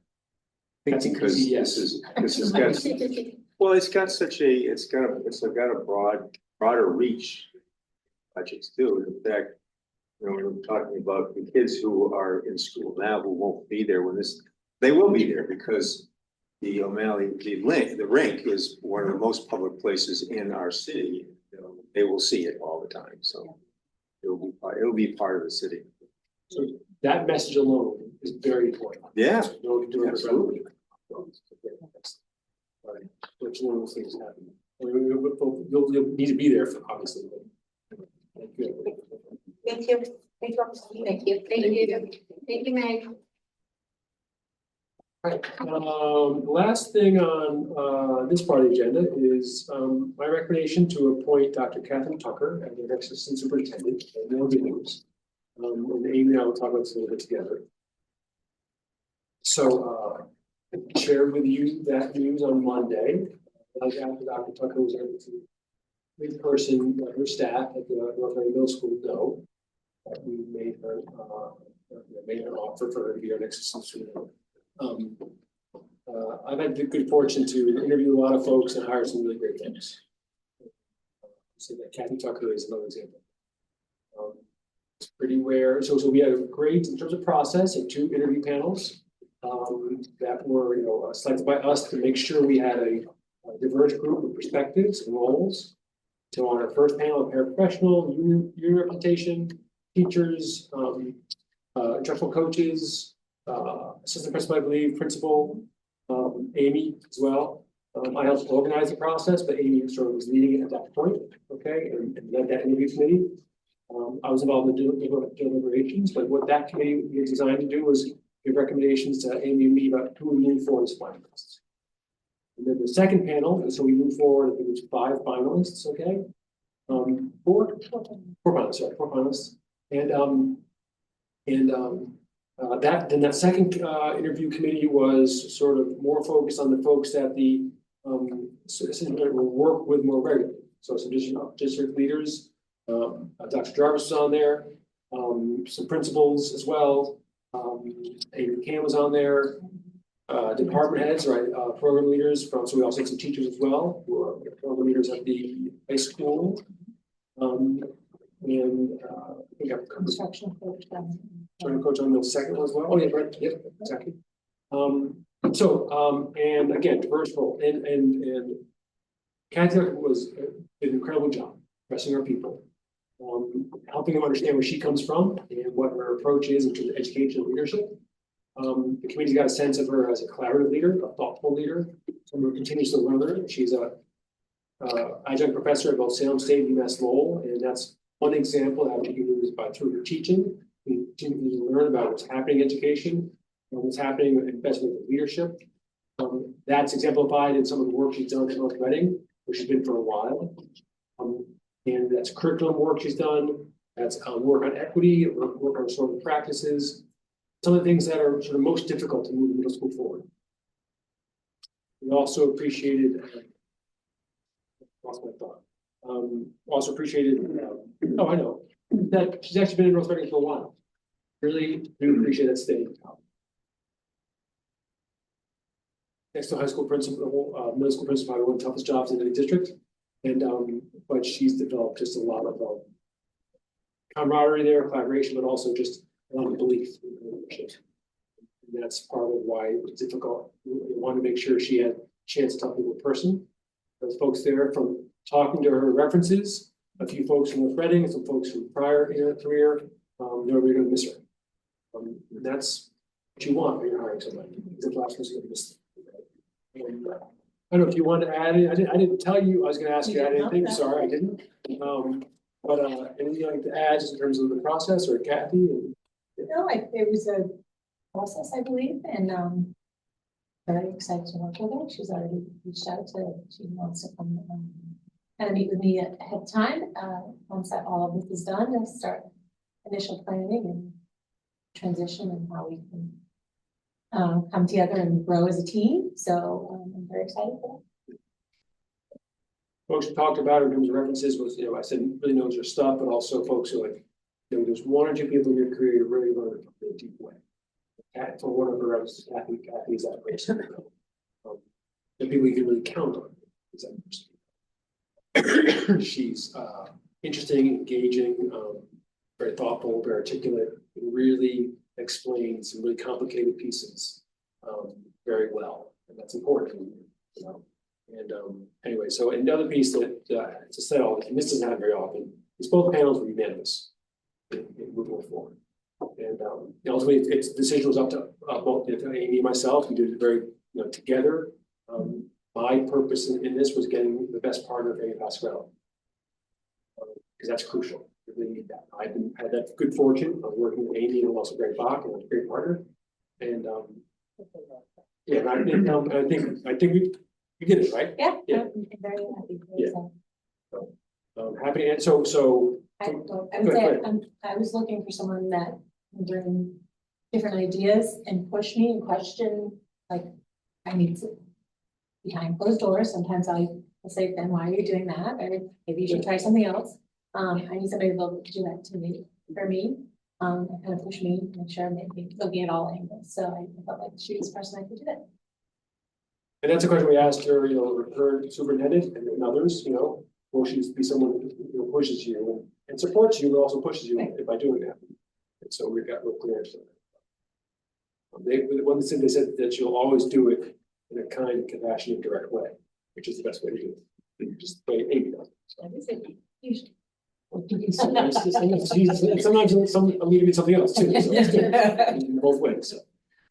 So happy to answer questions. So let me just tell you the process from here. So I'll assume for a second that you approve the recommendation, and that allows me to negotiate a contract with Kathy. Assuming that happens too, then we'd have her on March 11th to meet. Next week. I was gonna ask what made you make the decision, right? Because you had 4 candidates, so that's a good pool to choose from, but you described it perfectly. And your answer about her pushing you behind those doors just amazing. I'm excited that you're excited. Yeah. I noticed that our dissertation topic, impact of PBIS on discipline and school climate, I think that'll be interesting to talk a little bit. Under the trees at O'Malley. That's positive intervention systems. Yeah.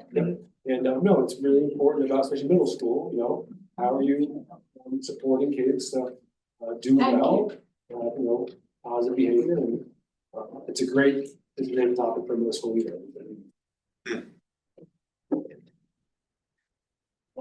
I'll say one more thing. In the superintendent and assistant superintendent roles, so many things go forward, Kathy. Gloucester will have a tremendous pairing of instructional leaders. And really folks who really know their stuff on instruction. And that's where we are. What I mean by, because instruction is actually what leads to academic deep engagement and academic learning, right? The piece, right? So, and then we also have collaborative and supportive leaders, folks who listen first, and set real clear goals, and can also push them. But it comes from a real foundation of what's best for students, hopefully high quality instruction.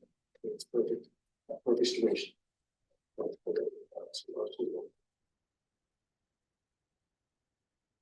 Okay, so I'll make a motion that we approve the superintendent's recommendation for assistant superintendent, Dr. Catherine. Second. Moved and seconded. Any discussion, further discussion? All in favor, say aye. Aye. Okay. Awesome.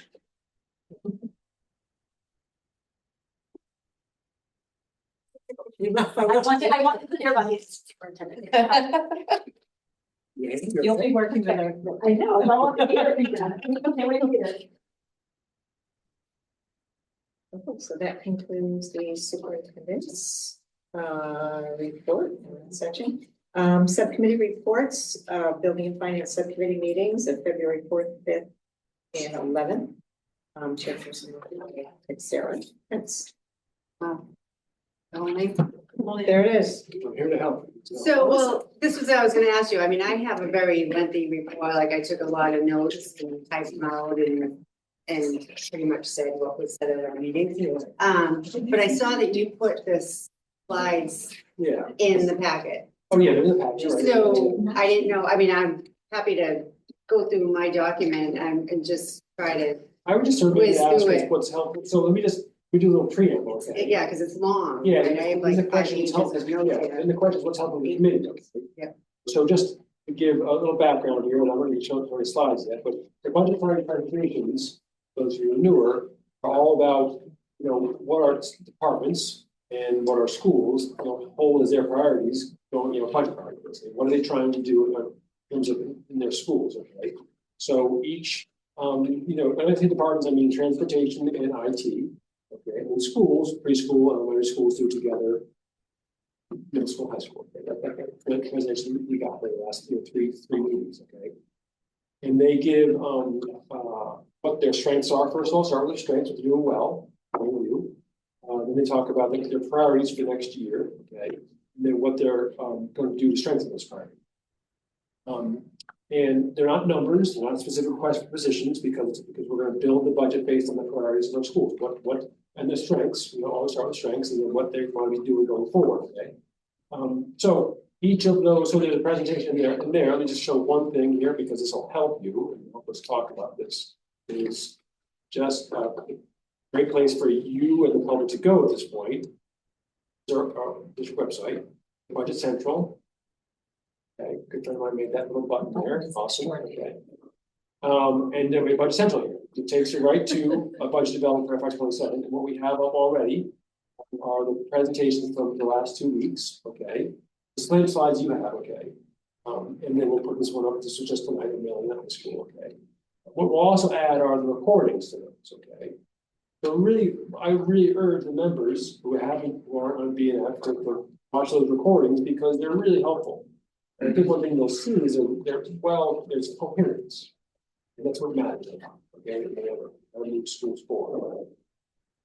But there are also the different flavors of that coherence, right? There's no it's kind of geared to each area. So that's what we did in the last 3 meetings. What's helpful tonight in terms of either Melissa's summary or my showing things for you to know tonight. If I can ask that question. I don't know if this is a helpful question, so I just want to put this out. I feel like the theme or the cohesive thing that we've been hearing in general is sort of similar to the priorities moving forward. So strengthen tier 1 instruction. You know, this is what I sort of take as how we've been looking at things. Strengthen tier 1, strengthen special ed, and then there's always something at the bottom, student belonging, or, you know. Emotional learning. And right, so I'm curious if, I'm imagining that all of the schools, I mean, I heard part of high school and middle school already, and that seemed to be in that. And I'm wondering if all of the schools, not including departments, not including transportation, obviously, in IT, but if the schools were basically in that, similarities. Yeah, if that's the structure basically of what our schools are presenting as their priorities. Because that's what I imagine. So I think there's consistent. Would you say there's consistency? There's definitely consistency. Like as I'm typing my notes, I'm like, am I typing the right thing? Because I just typed the same thing for another school, right? So there's definitely repetitive language throughout, but it's individualized at the same time. So how important is it to you to hear a lot of information from me tonight? Is everyone committed to watching the meetings and I can highlight a few things?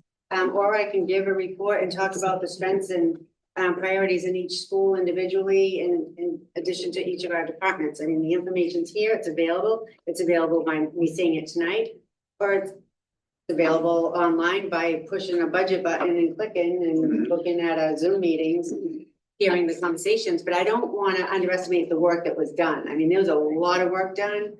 There was good discussion, in-depth discussions and presentations.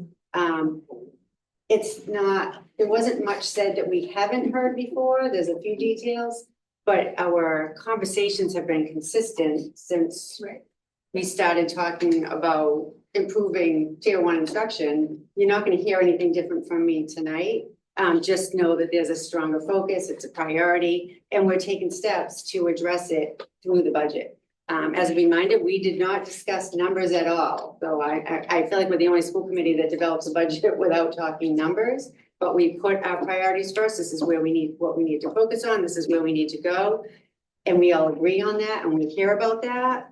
And then the numbers come. So I would be, I mean, this is just my opinion, is I'd like to hear highlights, but I feel like it's a lot to take. I mean, I know these presentations are very dense. So to take them, I don't think, for me, the way I listen, like I can't take it all in. Like, you know, so I would want to know your highlights and then I'll go, I mean, I've looked at the slides and I'll go back and look at the wordings.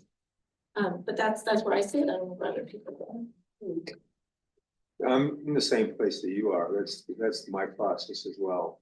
I also had the benefit of a preview of all this afternoon with Ben and Amy and Kathy and Melissa, and that summary, you know, was wonderful. And then if I had specific questions about specific components of that budget, then I could go look, because it's all right there. And it will be discussed again when you present the numbers, right? When the numbers become Folks, attached to you'll, this. a couple things will happen. For mayor. You'll be so tired of numbers. Yeah. You'll be so tired of me saying same things over and over. But you'll have a lot of opportunity throughout that to ask this question, say, what about this, sort of thing, right? So this is the beginning. And as I say, you know, we always start, you know, with each presentation, the budget priorities, like, it's the beginning of the public process. The beginning of you folks being really involved in the budget development. So don't worry about that, plenty of time for questions.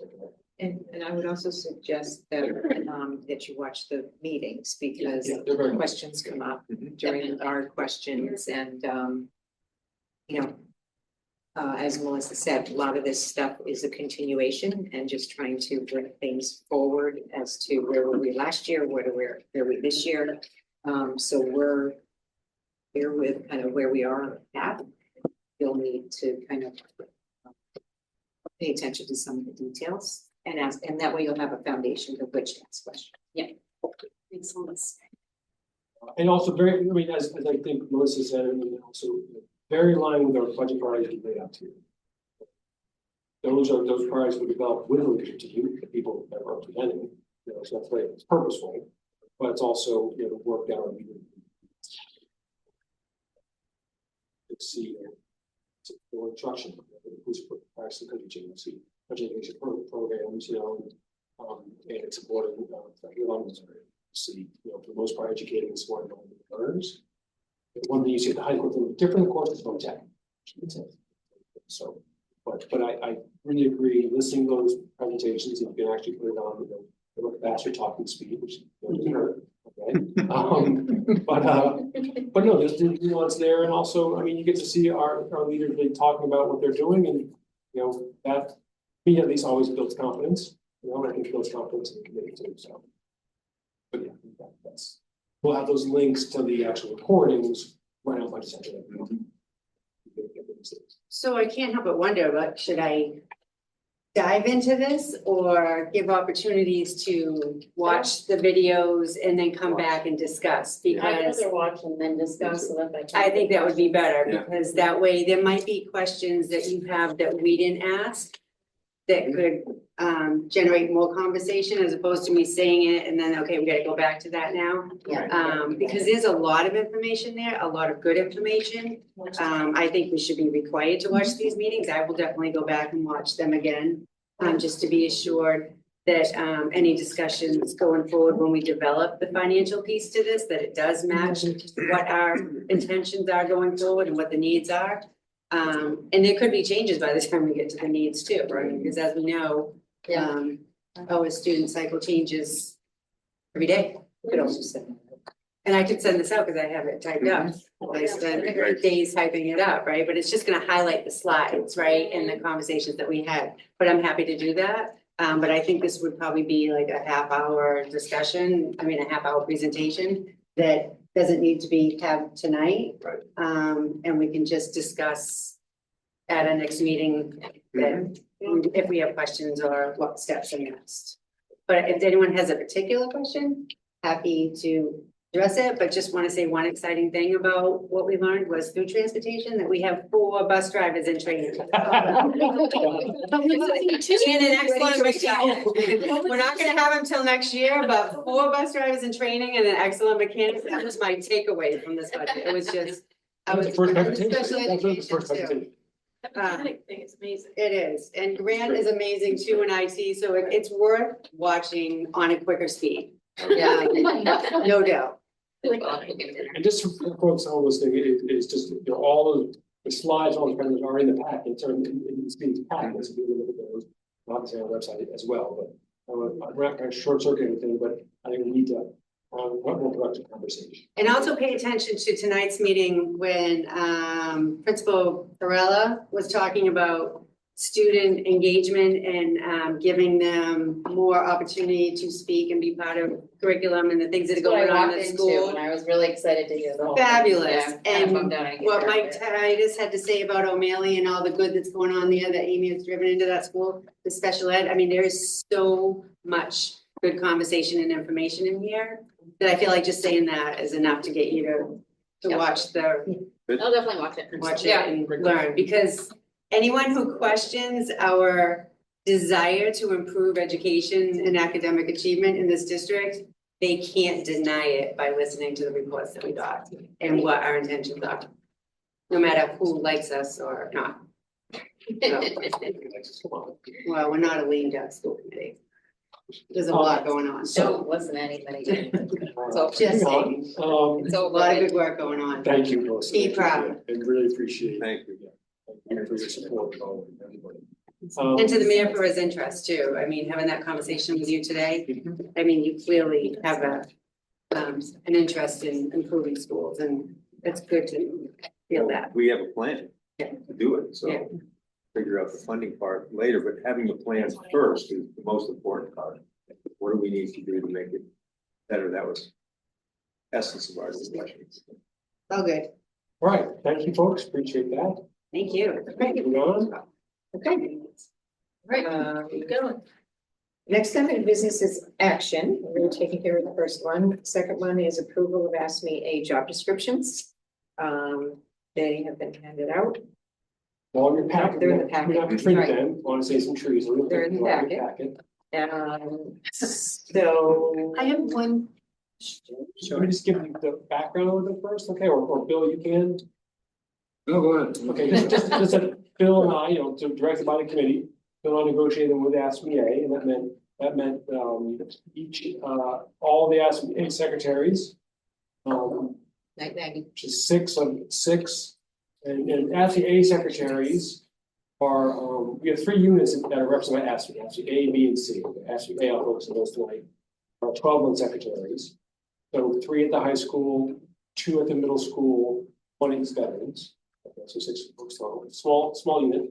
And all of them were involved in negotiations with the ASME local representative, Mark Pepin, works for the city, and then Tom Walsh, who is the ASME regional representative. And through negotiations of the successor contract, we agreed to revise the job descriptions, worked really well with them and pretty quickly, actually. One thing so what this comes down to, job descriptions always is clarity. What are clarity of expectations, clarity of the job, but also for people to do it well. And it's up to us to support folks in doing it well, and make sure they are clear on it. And so one thing, a few changes in it, just like they had not been updated for a long time. Okay, there's a few technology things we want to have in there, but we also want to have just clear expectations about the essential and really important role that school secretaries have across all our buildings, because they're often the first contact folks have, their first introduction that families or other folks on the outside or even staff have. So because of that, acknowledging and really highlighting the importance of the culture of the school that they have. It's a really important position, right? We want to sort of acknowledge that and have that clear, not only in the job description, but also at the expectation. And so, for that, so just a question of really work through some of the details. And in the job description, you'll see that there's some overarching responsibility that all of these positions have. And there's specific responsibility, they're specific to each position. So that's another way we sort of updated the job description. So there's common purposes, common role, work responsibilities, and then some specific ones too.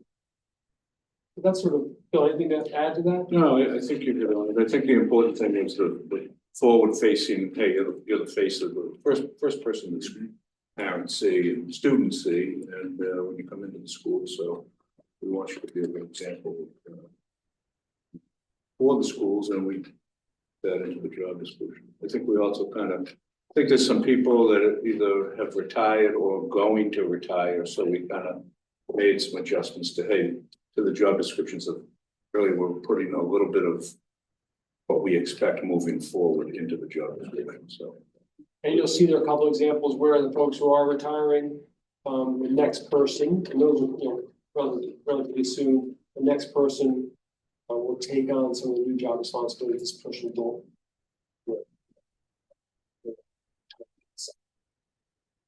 I was impressed with how clear and direct they are, because I went through each line, because I read a lot of job descriptions at work. Very clear, expectations are clear, but yet just a little bit of flexibility for the manager to have room to expand when needed. So I thought they were excellent, very well written, and glad that a lot of work done well. Part of that is, one of the challenges about job description that you negotiate is that, how do you have flexibility in that, because things always do change, and how do you have it so it's not just what's on the letter of the page, because no job is like that. So that's what we're balancing. Thank you, Rose. I think you tried to understand. When I say we, I mean us and are actually partners. Good work.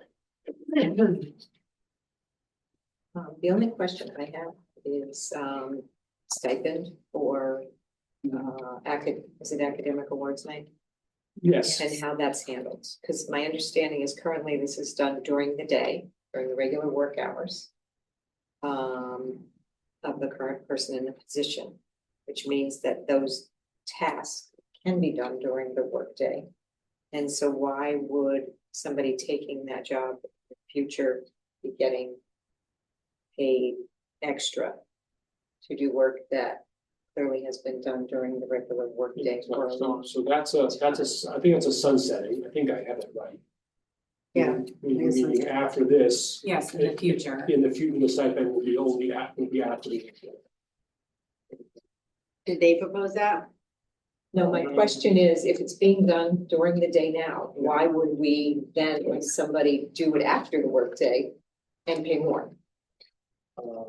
Unless you're reducing the salary by 2,000. It was always intended to be outside the workday. There were some informal agreements made, which allowed it to be brought into the workday. Okay, it shouldn't be, it doesn't need to be. The person should be working on other things. The next person will work on other things. So you're saying that the scope will expand, therefore this particular piece.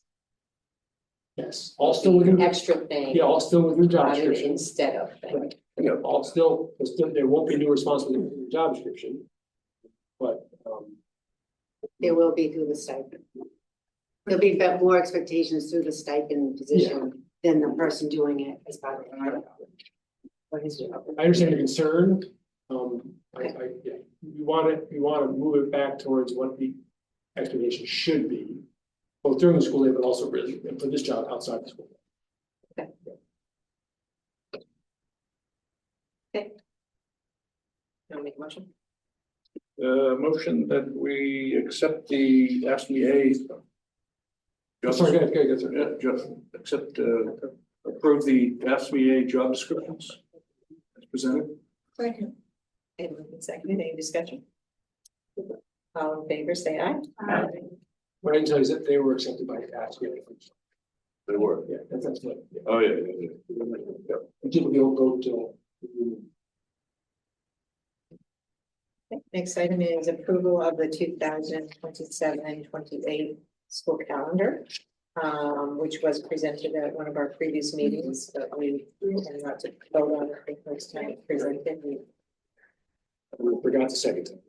And the only change you see is just, and I think this came to a suggestion from the committee member, on the bottom, you see the language here, it's a couple sentences, I think it is. And that's the, I'll read out loud so folks at home can hear it.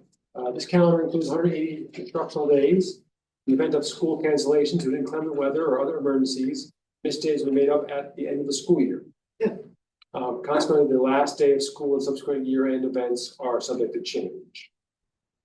I think I'm realizing now and saying it out loud that there are some situations,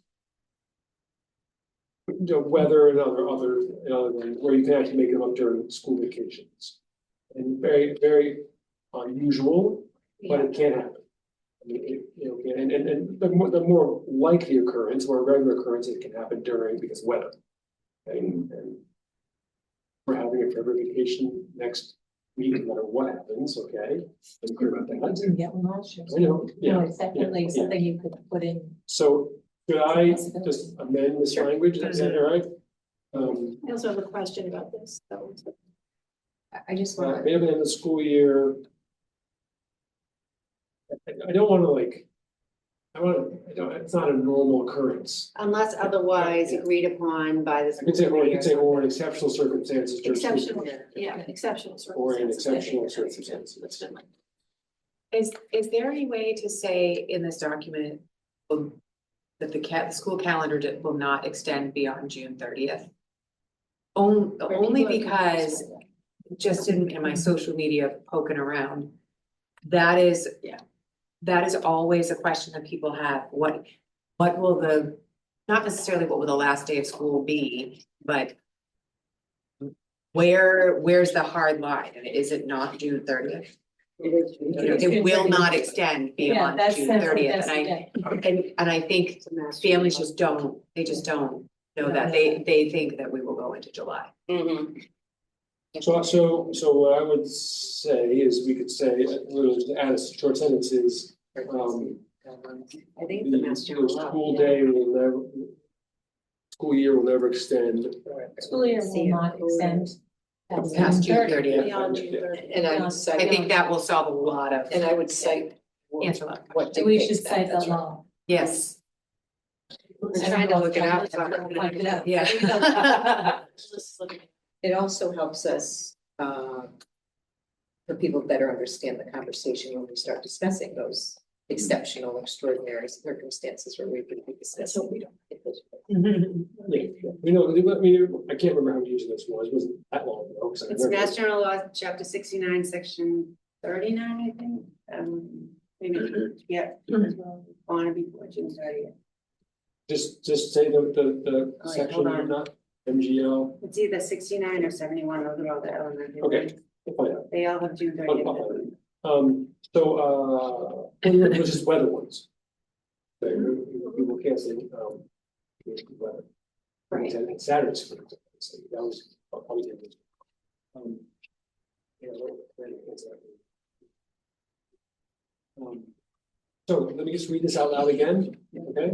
Yep. This calendar includes 180 instructional days. Event school cancellations due to inclement weather or other emergencies, missed days will be made up at the end of the school year. In exceptional circumstances during school vacation weeks. 2 weeks. And consequently, the last day of school and subsequent year-end events are subject to change. The school year will not extend past June 30th, then we just add the citation. Well, just learned something now, under general law, chapter 7140, it says, if the school year extends into July to fulfill the 180-day requirement. So I don't know how, But my contract Much goes of it. until June 30th. yeah, The new high school year. Yeah. but that doesn't mean there aren't circumstances where that could have to be negotiated and changed, right? So I don't know that it is a drop dead stop date or, you know, well, We you don't got, go extend the contract. you got 7140 that says it can extend. Maybe it's a legal procedure. Yeah, You should just ask Crystal. yeah. Okay. We'll give advice on Yeah. You want I always thought it was Vote. June 30th too. We make a vote tonight. We'll make a vote tonight. This is If you 27. find something different, But I have a question, election day. So 2027 is a presidential election year? No, 2021. Yeah, so in the past, when we've done this, you don't, you always. We could, because we're going 2 years out, the primary election is not often set Right, this far out, so what we would do is if. There was a year I guessed at what it was and I was off a week, so we came back to amend the calendar to match the election. We don't have, I'm just blanking on years, we don't have state or federal elections on the 9th of November on 2027? No, it's the first Tuesday after the first Monday. Oh, so it will be the second. It's the same. November is always set, first Tuesday after the first Monday. So then I'm just blanking. Okay, so I'm just It's losing. the September one, if there's a primary that. Okay, is I'm just not losing my set. mind. It's okay. Yeah. I'm willing to accept that. Sorry to hear that, but. Yeah, and we know those primary dates early enough, so the school committee would make that change. Right. It's a minor change. Yeah, that's fine. Just going back to this sort of the sentence we're adding is because, what school used to do is put in these fictional 5 days. And say, like, this is when school might end.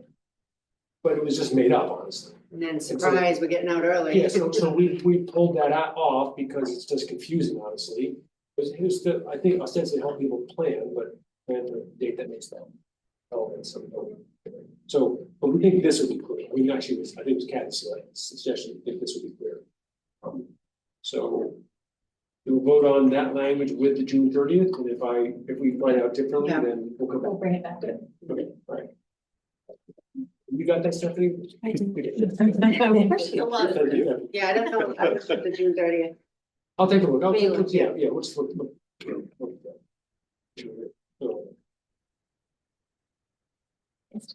Okay, need a motion? I move that we approve the 2027 -28 school calendar as presented with the edits. Second. Suggest. Moved and seconded. Any more discussion? All in favor, say aye. Aye. Okay, we have one grant to accept. I move that we accept the fiscal year 26 SC 0213 support implementing of updated regulations regarding timeout practices in the amount of $50,000. Second. Okay, moved and seconded. Any discussion? All in favor, say aye. Aye. Okay, anybody have any new business? This isn't new business, but we refer to our agendas as if people can access them, which I know they can. But can we tell people how to access our agendas on our Gloucester Public Schools website? Because that is not something. Well, we're telling people if they look at the slides in our packets. It's right on the Zoom link, when you go to get on the Zoom. So it's not, it depends on where you get it. It depends on where you get the Zoom. If you get it from our Facebook post, it's one thing. If you get it from the calendar, it's another thing. It's not a simple process for someone who doesn't know this website very well. And so I think it would be really button. I just want us to share with the people an easy way to find our agendas and where they are. Yeah, so let me talk to Kelly about that because maybe we actually just put them in 2 places, honestly. Yeah. One on our website, and one on the city website. We have to see website. Right, but people aren't thinking to look in the city website for our school agendas, and I would like them to be, because when we refer to like slides and everything else, I'd like people to be able to access those places. Okay. Motion to adjourn. Second. All in favor, say aye. Aye. Thank you, everyone. Thank you for those who attended online. No one ever came.